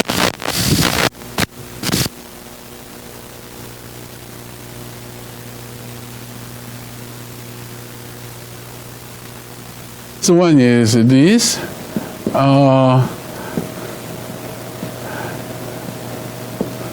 I don't know how many of you have this question. So why not this is the whole thing, and then divided by rho t. How many of you have this question? Why not this one, but this one? Or you actually feel, gosh, this is so easy. Why the instructor continue saying these things? So how many of you feel this is a question? Let me know. No one. So how many of you feel this is not a question? Let me know. Come on. You guys definitely learn logic, right? Logic is you either yes or no. There's nothing between. That's logic. Yes or no. Okay, anyway, doesn't matter. So the reason it's right in this way, not in that way, is because you or the author of the textbook, they already choose the delta as delta 1.